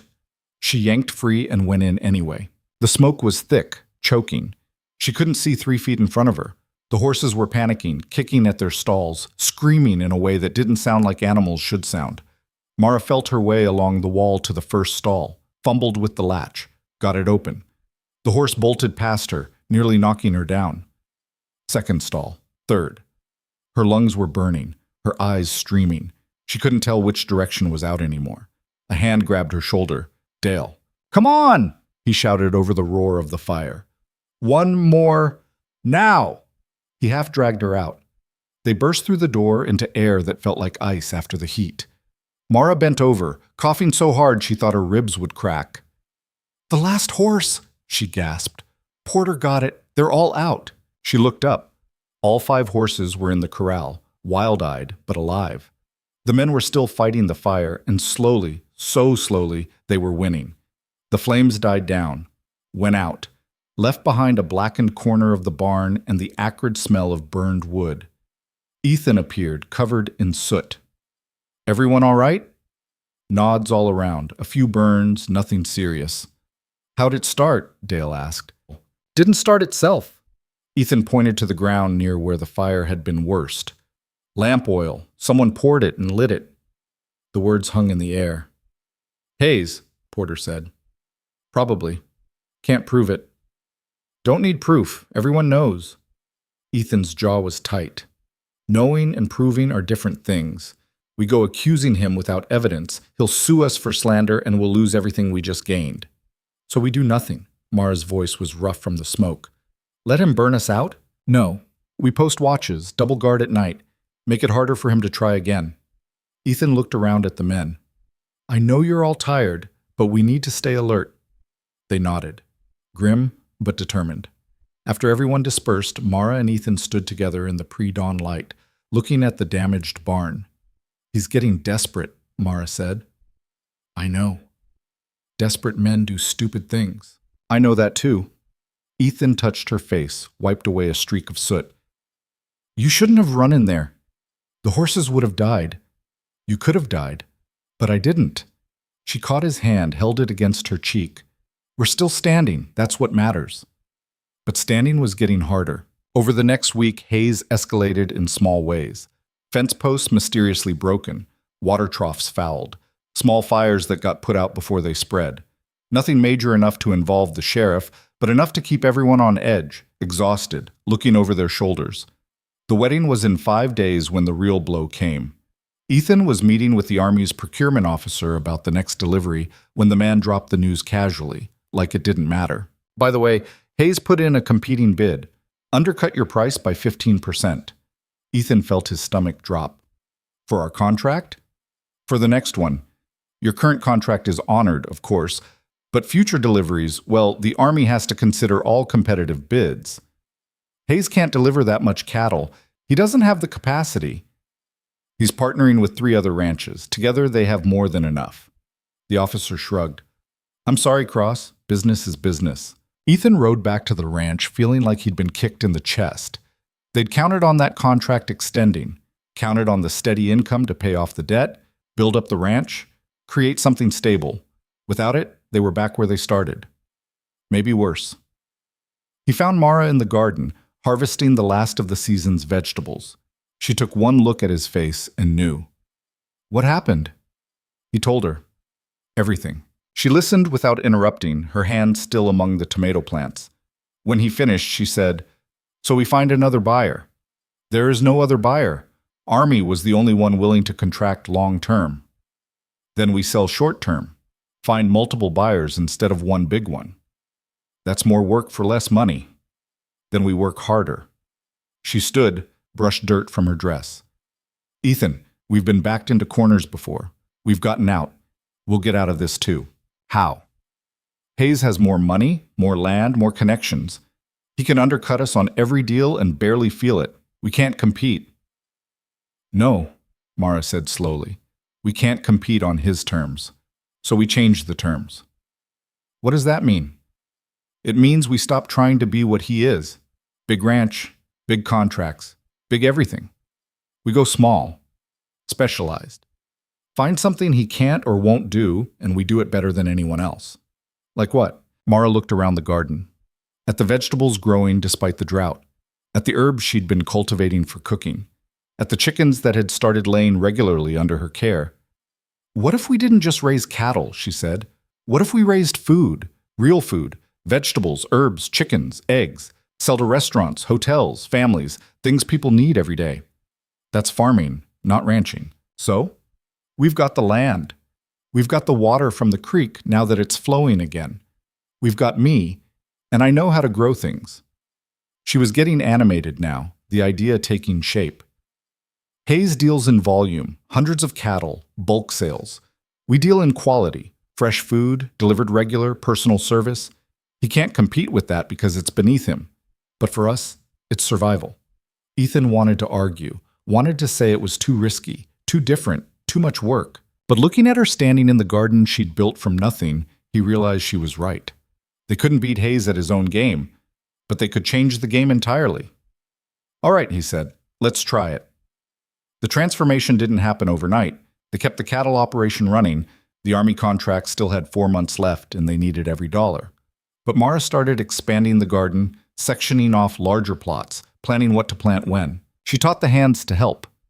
Porter turned out to have a knack for it, could tell just by looking at soil what it needed. Dale was useless with plants, but good with building. He constructed cold frames and irrigation channels, and a chicken coop that could house 50 birds. They bought seeds with money they didn't really have. Bought more chickens from a farm Hayes didn't control. Bought hope in increments so small they barely noticed it adding up. And slowly, painfully, things started to grow. The wedding happened on a Saturday, crisp October morning, with the first hint of winter in the air. They'd arranged for the circuit preacher to come through town, scheduled it public, invited everyone even though they knew most wouldn't come. Mara wore a dress Mrs. Chen had helped her make. Simple blue cotton, nothing fancy, but clean and new and hers.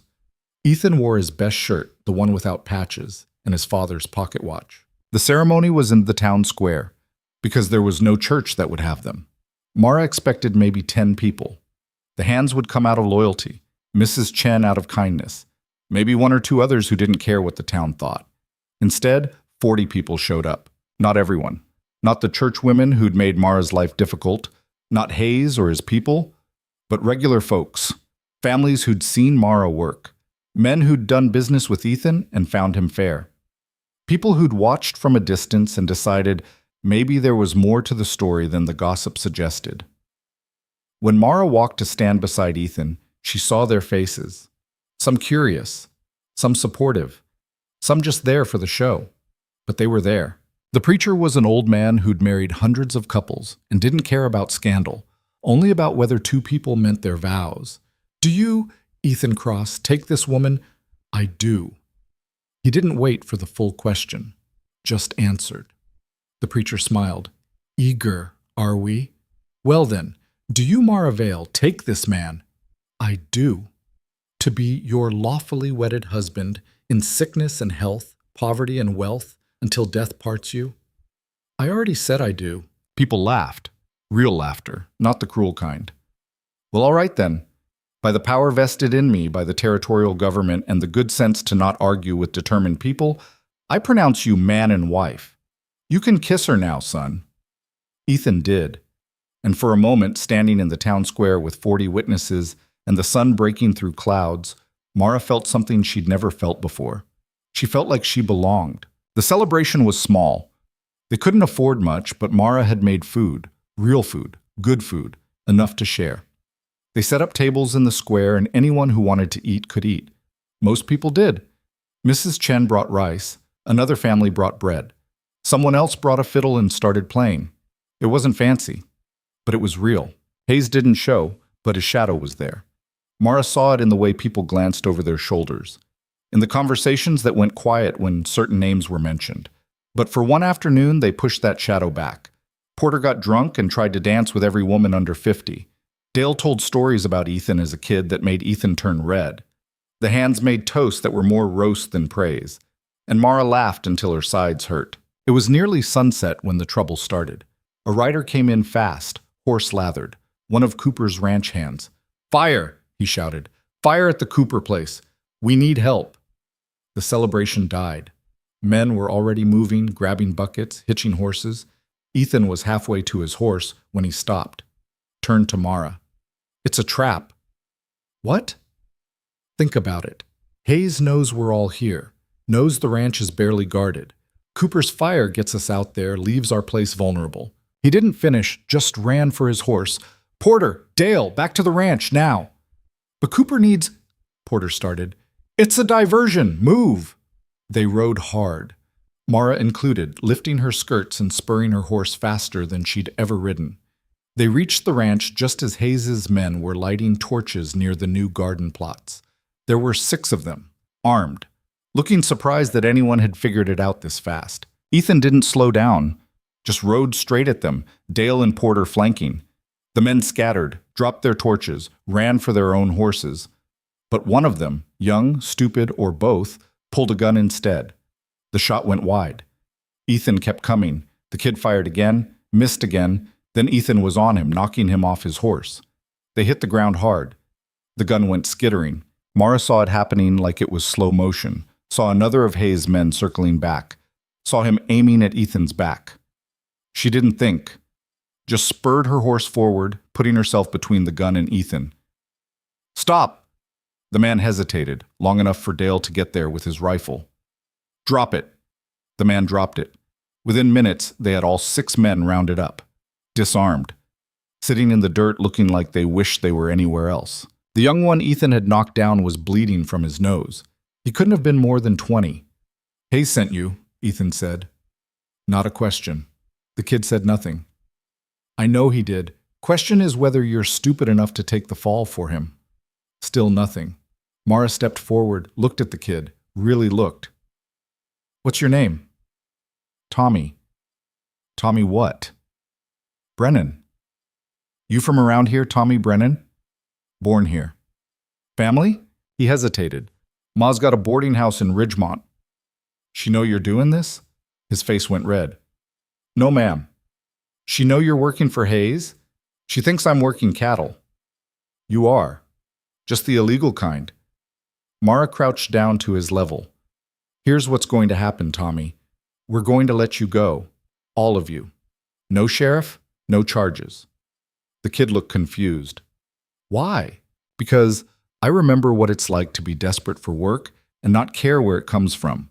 Because your ma doesn't deserve to find out her son's a criminal. She stood. But you go back to Hayes and you tell him this. We're not leaving. We're not selling. And the next time he sends people to burn us out, we won't be so understanding. Clear? Tommy nodded. Now get out of here, all of you. They left, fast. After they were gone, Porter said, You should have turned them in. For what? Following orders? Being poor? Mara shook her head. Hayes is the problem, not these kids. Hayes is going to try again. I know, but we'll be ready. Ethan came up beside her. His knuckles were bleeding. That was risky. What you did. Which part? All of it. Riding between me and a gun, letting them go. All of it. Would you have done different? He considered. No, probably not. Then stop complaining. He smiled despite himself, took her hand.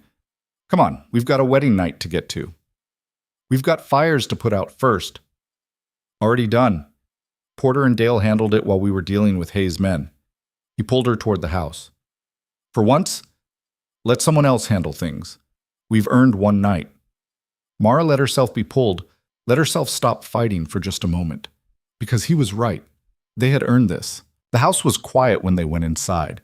The hands had made themselves scarce, giving them privacy. Someone, probably Mrs. Chen, had left flowers on the table. Simple wildflowers, but they made the kitchen look almost pretty. Mara stood in the middle of the room, suddenly nervous. She'd been working toward this moment for months, but now that it was here, she didn't know what to do. Ethan seemed to sense it. He came up behind her, wrapped his arms around her waist. We don't have to, he started. I want to. I know, but we don't have to rush. We've got time now. She turned in his arms. Do we? Because it feels like every time we get a moment to breathe, something else goes wrong. Then we make the time. He kissed her forehead. We make it matter. And they did. The next morning, Mara woke in Ethan's bed, their bed now, with sunlight streaming through the window and the sound of chickens in the yard. For the first time in her life, she woke up somewhere that felt permanent, somewhere she didn't have to leave. Ethan was already up, probably checking on the damage from last night. She should get up too. There was work to do, always work to do. But she allowed herself 5 more minutes, 5 minutes to lie there and feel safe. Then she got dressed and went to work. Because safety wasn't something you felt and kept. It was something you built every day with your hands and your choices and your refusal to quit. And she was good at building. Over the next month, they threw everything into the new plan. The garden expanded. The chickens multiplied. They bought 2 dairy cows from a farm outside Hayes' reach and started making butter and cheese. Mara learned to preserve everything. Pickles, jams, dried herbs, canned vegetables. She turned their kitchen into a small factory, working from dawn until her hands cramped. And slowly, they found buyers. A restaurant in town that wanted fresh eggs and vegetables. A hotel in Ridgemont that needed steady supply. Families who preferred buying direct instead of from the general store. It wasn't huge money, but it was steady money. And steady was what they needed. The bank noticed. Carlisle called Ethan in for a meeting, looked at the numbers, and actually seemed impressed. "This is unconventional," he said. "We're an unconventional operation." "Clearly, but it's working. You're meeting your obligations, even building a small surplus." Carlisle made a note. "I'm authorized to extend your loan terms, give you more time to pay it off." It was the first good news from the bank in 2 years. Ethan came home and swept Mara off her feet, literally, spinning her around the kitchen. "We did it," he said. "We actually did it." "Did what? We're still in debt." "But we're not drowning anymore. We're swimming. Might even make it to shore." Mara kissed him. "Don't get ahead of yourself. We've got a long way to go." "Let me have this moment." So she did. Let him be happy. Let herself be happy. Because moments like this were rare and precious and needed to be held on to. But she knew it wasn't over. Hayes hadn't given up. He'd just gone quiet. And quiet was sometimes more dangerous than loud. She was proven right 2 weeks later when the real attack came. Not fire this time. Not sabotage. Worse. Hayes went after Mara's past. The letter arrived on a Tuesday, delivered by Tom Birch, with an expression that told Mara he'd already heard the gossip. He handed it to her without meeting her eyes, mumbled something about rain coming, and left faster than necessary. Mara opened it standing in the yard, chickens pecking around her feet. It was from a lawyer in Kansas City. Professional letterhead, formal language, but the message was clear enough. Someone had inquired about her employment history, specifically about why she'd left her previous position. The lawyer was obligated to inform her that certain information had been requested and would be provided unless she had legal grounds to prevent disclosure. Her hands went cold despite the afternoon sun. She knew what information they meant, knew what Hayes had found or bought or fabricated, knew that whatever was coming would be designed to destroy her. She stood there long enough that the chickens got bored and wandered off. Then she folded the letter, put it in her apron pocket, and went back to work. Because stopping wouldn't change anything. Ethan found her that evening in the garden, pulling weeds with a violence that suggested they'd personally offended her. "Something wrong?" he asked. "Always." "Mara." She sat back on her heels, pulled out the letter and handed it to him. He read it twice, his expression darkening. "What's this about?" "My past catching up." "What past?" She'd known this conversation was coming eventually, had hoped for more time, but hope and reality rarely agreed. "Before I came here, I worked for a family in Kansas City. Wealthy family. They had a son, maybe 18. He decided I was something he could take because girls like me, poor, big, desperate for work, we don't say no to people like him." She pulled another weed, hard. "Except I did say no. And when that didn't work, I fought back. Gave him a black eye and a broken nose." Ethan was very still. "What happened?" "They fired me. Called me violent and unstable. Put it in my record that I attacked their son unprovoked. The agency believed them because, of course they did. Rich family versus nobody housekeeper. I was blacklisted, couldn't get work anywhere in Kansas City. That's why I ended up here. Only place that would take someone with my record."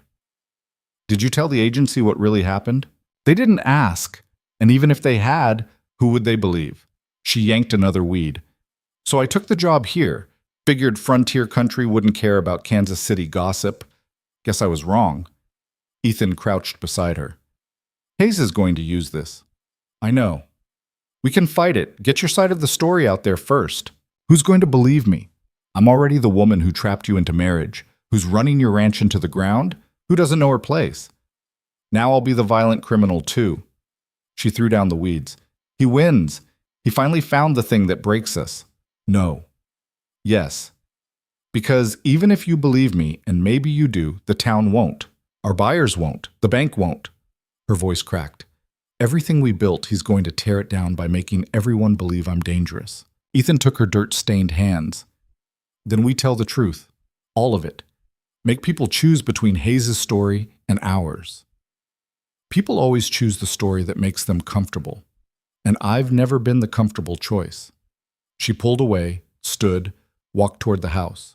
Left Ethan sitting in the garden with the truth of what she'd said settling over him like dust. The story hit town the next day. Hayes made sure of it. By afternoon, everyone knew that Mara Cross, formerly Mara Vale, had a history of violence, that she'd attacked her previous employer's son, that she'd been fired and blacklisted for unstable behavior. The buyers canceled. All of them. Within hours, every contract they'd built was gone. The restaurant sent a polite note saying they'd decided to source elsewhere. The hotel in Ridgemont didn't bother with notes, just stopped answering. The families who'd been buying eggs and vegetables simply disappeared. By evening, they were back to nothing. The hands gathered in the barn, not sure what to say. Porter looked angry. Dale looked resigned. The others just looked tired. "We sticking?" Porter asked Ethan. "I am." Even though she defended herself from someone who tried to hurt her. That's not a crime. That's survival. Town doesn't see it that way. Town's wrong. Ethan's voice was hard. Anyone who wants to leave, I understand. But I'm staying. We're staying. One by one, the hands nodded. They'd stick. But sticking didn't solve the problem of no income and mounting debt. That night, Mara sat at the kitchen table with the book spread in front of her. The numbers didn't lie. Without the buyers, they had maybe 3 months before they couldn't make payments. 3 months before everything collapsed. Ethan came in, saw her staring at the ledger. "We'll figure it out," he said. "How?" "I don't know yet, but we will." "You should divorce me." The words came out flat, matter of fact. "Hayes is attacking you through me. Without me, you'd be fine." Ethan pulled out a chair, sat down hard. "Are you serious?" "I'm practical." "You're giving up." "I'm being realistic. You said it yourself. I'm the problem. Remove the problem. Save the ranch." "You're not a problem. You're my wife." "I'm the woman who's ruining you." Her voice broke. "Everything you worked for, everything your father built, it's all falling apart because of me. Because I couldn't just stay quiet and take what that boy wanted. Because I had to fight back." Ethan reached across the table, grabbed her hands. "Listen to me. You did nothing wrong. That boy tried to hurt you and you protected yourself. That's not a crime, and I won't let anyone, not Hayes, not this town, not you, pretend it is. Doesn't matter what it actually was. Matters what people believe. Then we change what they believe." "How?" He didn't have an answer, just held her hands like that might be enough. It wasn't. The breaking point came 3 days later. Mara was in town, stupidly, probably, but they needed thread and nails, and she refused to hide. She was coming out of Mrs. Chen's boarding house when she ran into Mrs. Fletcher and her group of church women. They didn't move aside, just stood there blocking the boardwalk. "Mrs. Cross," Mrs. Fletcher said, making the title sound like an insult. "How brave of you to show your face." Mara tried to step around them. They shifted, still blocking. "We've been talking," Mrs. Fletcher continued, "about what kind of woman attacks a defenseless boy. What kind of woman lies about it afterward?" "I didn't lie." "Of course you'd say that, but we know the truth. Mr. Hayes has been very forthcoming about your history. Hayes doesn't know anything about me. He knows you're dangerous, violent, that you've deceived poor Mr. Cross into thinking you're something you're not." Mrs. Fletcher stepped closer. "Women like you are a poison. You infect everything you touch." Something in Mara snapped, not violently, quietly, the way things break when they've been bent too far for too long. "You're right," she said. Mrs. Fletcher blinked. "What?" "I am dangerous. I'm dangerous because I don't accept the world the way you want it to be, where women stay quiet when they're hurt, where we smile and say thank you when men take what isn't theirs, where we make ourselves smaller and quieter and less so people like you feel comfortable." Mara's voice was steady now. Clear. I fought back when someone tried to hurt me, and I do it again every time. That makes me dangerous to people who think women should just endure. So yes, you're right. I'm admitting I'm not ashamed of fighting back, of being big and loud and refusing to disappear, of marrying a good man and working hard and building something from nothing. She stepped closer. Mrs. Fletcher actually backed up. You want me to be sorry? I'm not. The only thing I'm sorry about is that I wasted time caring what people like you think. She walked away, didn't wait for a response, didn't look back. Behind her, she heard Mrs. Fletcher sputtering, heard the other women whispering. She didn't care. She'd spent her whole life trying to make people comfortable with her existence, trying to be small enough, quiet enough, acceptable enough. She was done. When she got back to the ranch, she found Ethan in the barn with Dale and Porter, looking at something that made all three of them go quiet when she approached. What? She asked. Ethan held up a piece of paper. Offer from Hayes. He'll buy the ranch at market value. Clear all our debts. Give us enough to start over somewhere else. When did this come? Hour ago. Mara took the paper, read it. The offer was generous, too generous, which meant Hayes knew he'd won and was being magnanimous in victory. What are you going to do? She asked. I don't know. Ethan looked exhausted. We can't make payments without buyers. Can't get buyers with your reputation destroyed. Can't rebuild your reputation when Hayes owns half the town. He sat down on a hay bale. Maybe this is the best we can do. Take the money, leave, try again somewhere he can't touch us. You'd give up your family's land? To keep you safe? Yes. Mara looked at the offer again, looked at the numbers that would let them walk away from this fight. Then she tore it in half. Mara, no. She tore it again and again, let the pieces fall like snow. I didn't fight my way here just to run when things got hard. I didn't marry you to drag you down. I married you to build something that couldn't be broken. It is broken. Then we fix it. She looked at Dale, at Porter. You two still with us? Always, Porter said. Dale nodded. Ain't going nowhere. Good, because we're about to do something stupid. What's that? Ethan asked. Mara smiled. It wasn't a nice smile. It was the smile of someone who'd been pushed too far and had finally decided to push back. We're going to make Hayes regret ever coming after us. The plan came together over the next week. It was audacious and probably doomed, but it was better than surrender. Mara had noticed something during her time in town. People needed doctors, real doctors. The closest one was 2 days' ride away, and most people couldn't afford to make that trip for every illness or injury.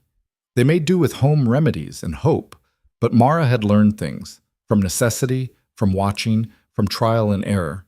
She knew how to set bones, stitch wounds, treat fevers. She knew which herbs helped which ailments. She wasn't a trained doctor, but she was better than nothing, and nothing was what most people had.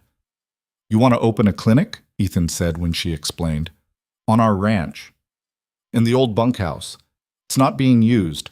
We fix it up, make it clean, offer basic medical care. Charge what people can pay. Cash, trade, whatever. Hayes will shut you down. How? There's no law against helping people, no regulation saying you need a license to bandage wounds or deliver babies. She was pacing now, energized. And here's the thing. Hayes can turn the town against me, but he can't stop people from needing help. Can't stop mothers whose children are sick or men who get hurt working. They'll come because they're desperate. And once they see I actually help them, they'll come back. It's risky. Everything we've done has been risky. Dale spoke up. She's right. People talk big when they're comfortable. But when they're hurting, they don't care about gossip. They care about getting better. Porter nodded. My ma used to say, show people who you are when it matters, and they'll forget what they heard when it didn't. Ethan looked at Mara. You really think this'll work? I think it's our only shot. We can't compete with Hayes on cattle or land or money, but we can give people something he never will, someone who actually cares if they live or die. So they built it. The old bunkhouse became a clinic. They scrubbed it clean, whitewashed the walls, built shelves for supplies and a table for examinations. Mara used what money they had left to buy bandages, basic medicines, clean cloth for dressings. It wasn't much, but it was something. They put up a sign. Medical care. All welcome. The first patient came 2 days later. A woman, maybe 40, with a badly infected hand from a cut that had gone septic. She stood at the door looking scared. "I heard you help people," she said. "I try. Come in." Mara cleaned the wound, drained the infection, dressed it properly, told the woman to come back in 3 days so she could check it. "How much?" the woman asked. "Whatever you can spare." The woman left 2 eggs and a promise to tell others. Word spread slowly. A man with a broken finger, a child with fever, an older woman with arthritis who just wanted someone to tell her she wasn't dying. Mara helped them all. She didn't get paid much. Most people brought food or did small jobs around the ranch and trade, but they came. And more importantly, they came back. Within a month, the clinic was seeing 5 or 6 people a week. Within 2 months, it was daily. And something shifted. The people who came saw Mara not as the dangerous woman from the gossip, but as the woman who'd saved their child's life or eased their pain or sat with them when they were scared. They saw her as human. The real test came on a winter night, 3 months after the clinic opened. There was a knock at the door well past midnight. Mara answered to find Martin Hayes standing there, looking smaller than she'd ever seen him. "My daughter," he said. His voice cracked. "She's dying. The doctor from Ridgemont can't get through. Snow's too heavy. I heard you—" He stopped. Started again. "Please." Mara should have said no, should have turned him away like he'd tried to destroy her. Instead, she grabbed her bag. "Show me." Hayes's house was massive. More mansion than ranch house. But none of that mattered when Mara saw the girl. Maybe 16, burning with fever, barely conscious. Pneumonia, advanced. "How long has she been like this?" Mara asked. 3 days. I thought she'd get better on her own." 3 days. The girl might not make it. Mara got to work, cool cloths for the fever, steam to help her breathe. Medicine Mara had learned to mix from herbs and hope.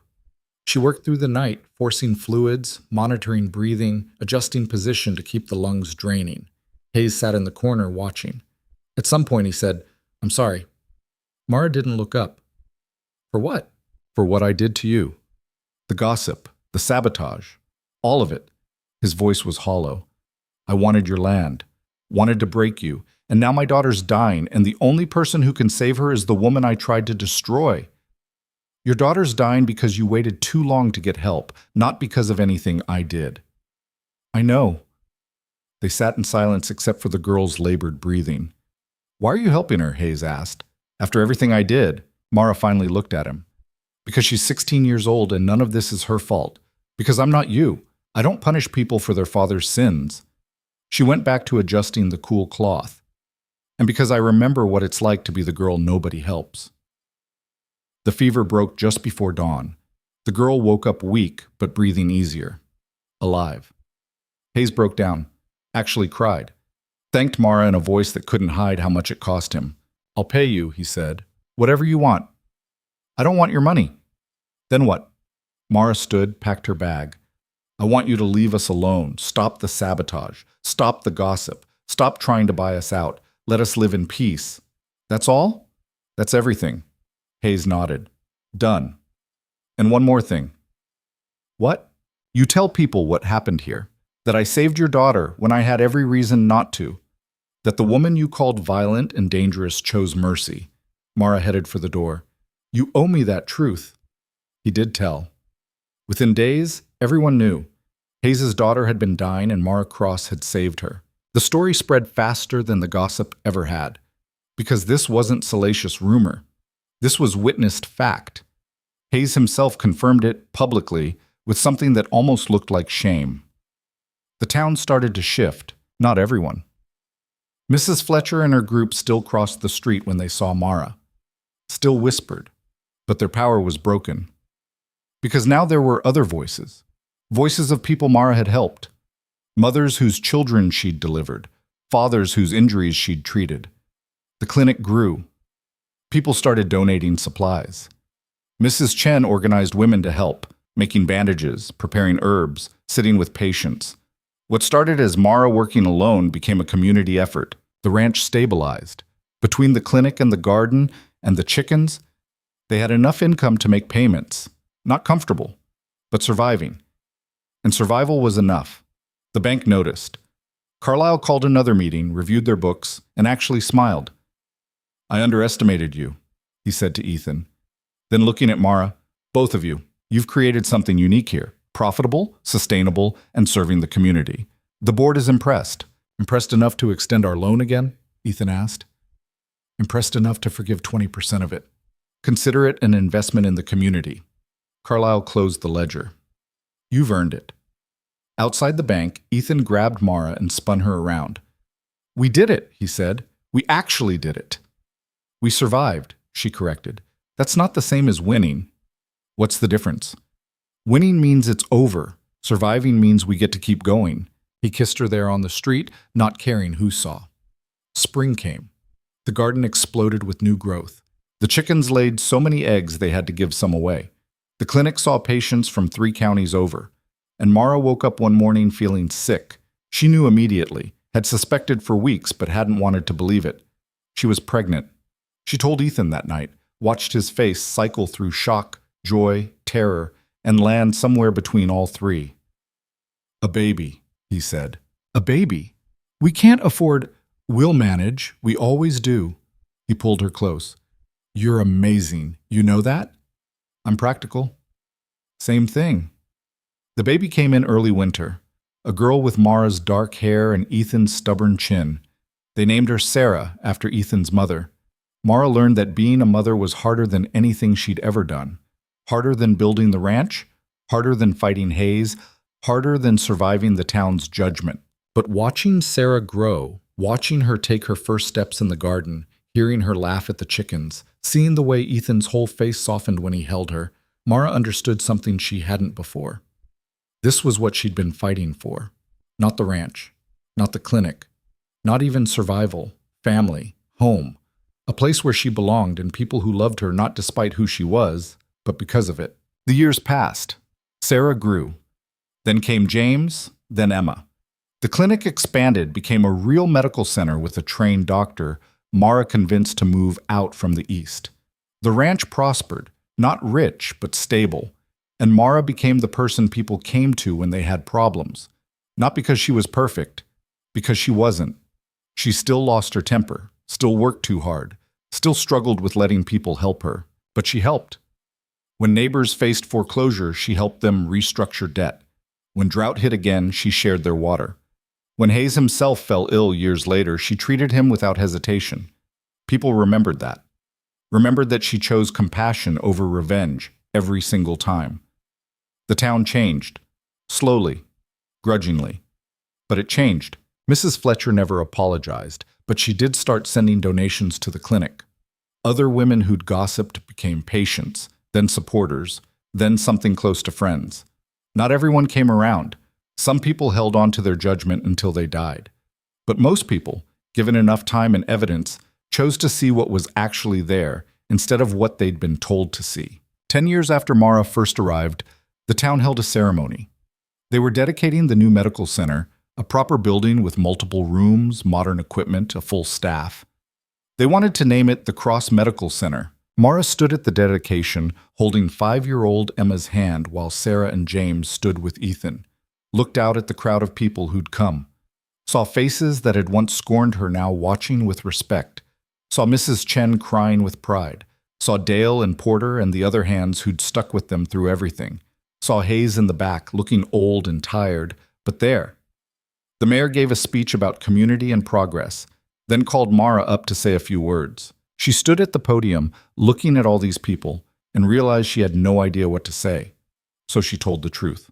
"I came here because no one else would have me. I stayed because I found people worth fighting for. I built this because everyone deserves help when they're hurting, regardless of who they are or what people say about them." She looked at her family, at her town, at the life she'd somehow built from nothing. "I'm not special. I just refused to quit. And I learned that sometimes refusing to quit is enough. Sometimes it's everything." The applause was genuine, warm, after people came up to thank her, to tell her their stories of how she'd helped, to introduce children born in the clinic, lives saved by her care. Mrs. Fletcher was one of the last. She stood there awkwardly, clearly forcing herself. "I was wrong about you," she said finally. Yes, you were. I should have seen. I should have known. You saw what you wanted to see. We all do. The difference is whether we're willing to change when we're proven wrong. Mara smiled. You changed. That counts. Mrs. Fletcher nodded, relief washing over her face. She walked away lighter. That night, back at the ranch, Mara sat on the porch with Ethan. The kids were asleep inside. The clinic lights were visible in the distance. The land stretched out quiet and peaceful.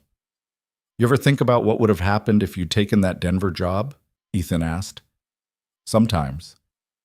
Think you would have been happy? Mara considered. Maybe. Different kind of happy. Safer, probably. Easier. But I wouldn't have this. Wouldn't have you, or the kids, or this place. She leaned against him. I wouldn't have learned that I could build something that mattered. It matters. Yeah. She looked out at the land they'd fought for, the life they'd built. It really does. Years later, when Sarah was grown and running the clinic herself, when James had taken over the ranch and Emma was studying medicine back east, Mara sat down to write her story, not for publication, just for herself, for her children, for anyone who might need to know that you could come from nothing, be dismissed by everyone, face impossible odds, and still build something that lasted. She wrote about the storms and the fights and the failures, about Hayes and Mrs. Fletcher and everyone who'd tried to break her, about Ethan and the Hands and Mrs. Chen and everyone who'd stood with her. But mostly she wrote about the choice, the one everyone faces at some point, between accepting the story other people tell about you and writing your own. She'd chosen to write her own. And in the end, that made all the difference. Because the truth about strength wasn't that you never broke. Mara had broken 100 times. The truth was that you kept choosing to put yourself back together, kept choosing to try again, work harder, fight longer, kept choosing to matter in a world that would rather you didn't. That was the legacy she left. Not the clinic or the ranch or even the family. The legacy was the choice, the refusal to disappear. And long after she was gone, people still told her story. About the woman who arrived as a stranger nobody believed in and became the heart of an entire community. About how she proved that true power isn't given, it's built, choice by choice, against everything that tries to break you. About how she turned doubt into determination, judgment into justice, and a dying ranch into a symbol of what's possible when you refuse to accept other people's limits. She proved them wrong, every single one of them. And in doing so, she taught others that they could too. That was her legacy, and it was enough.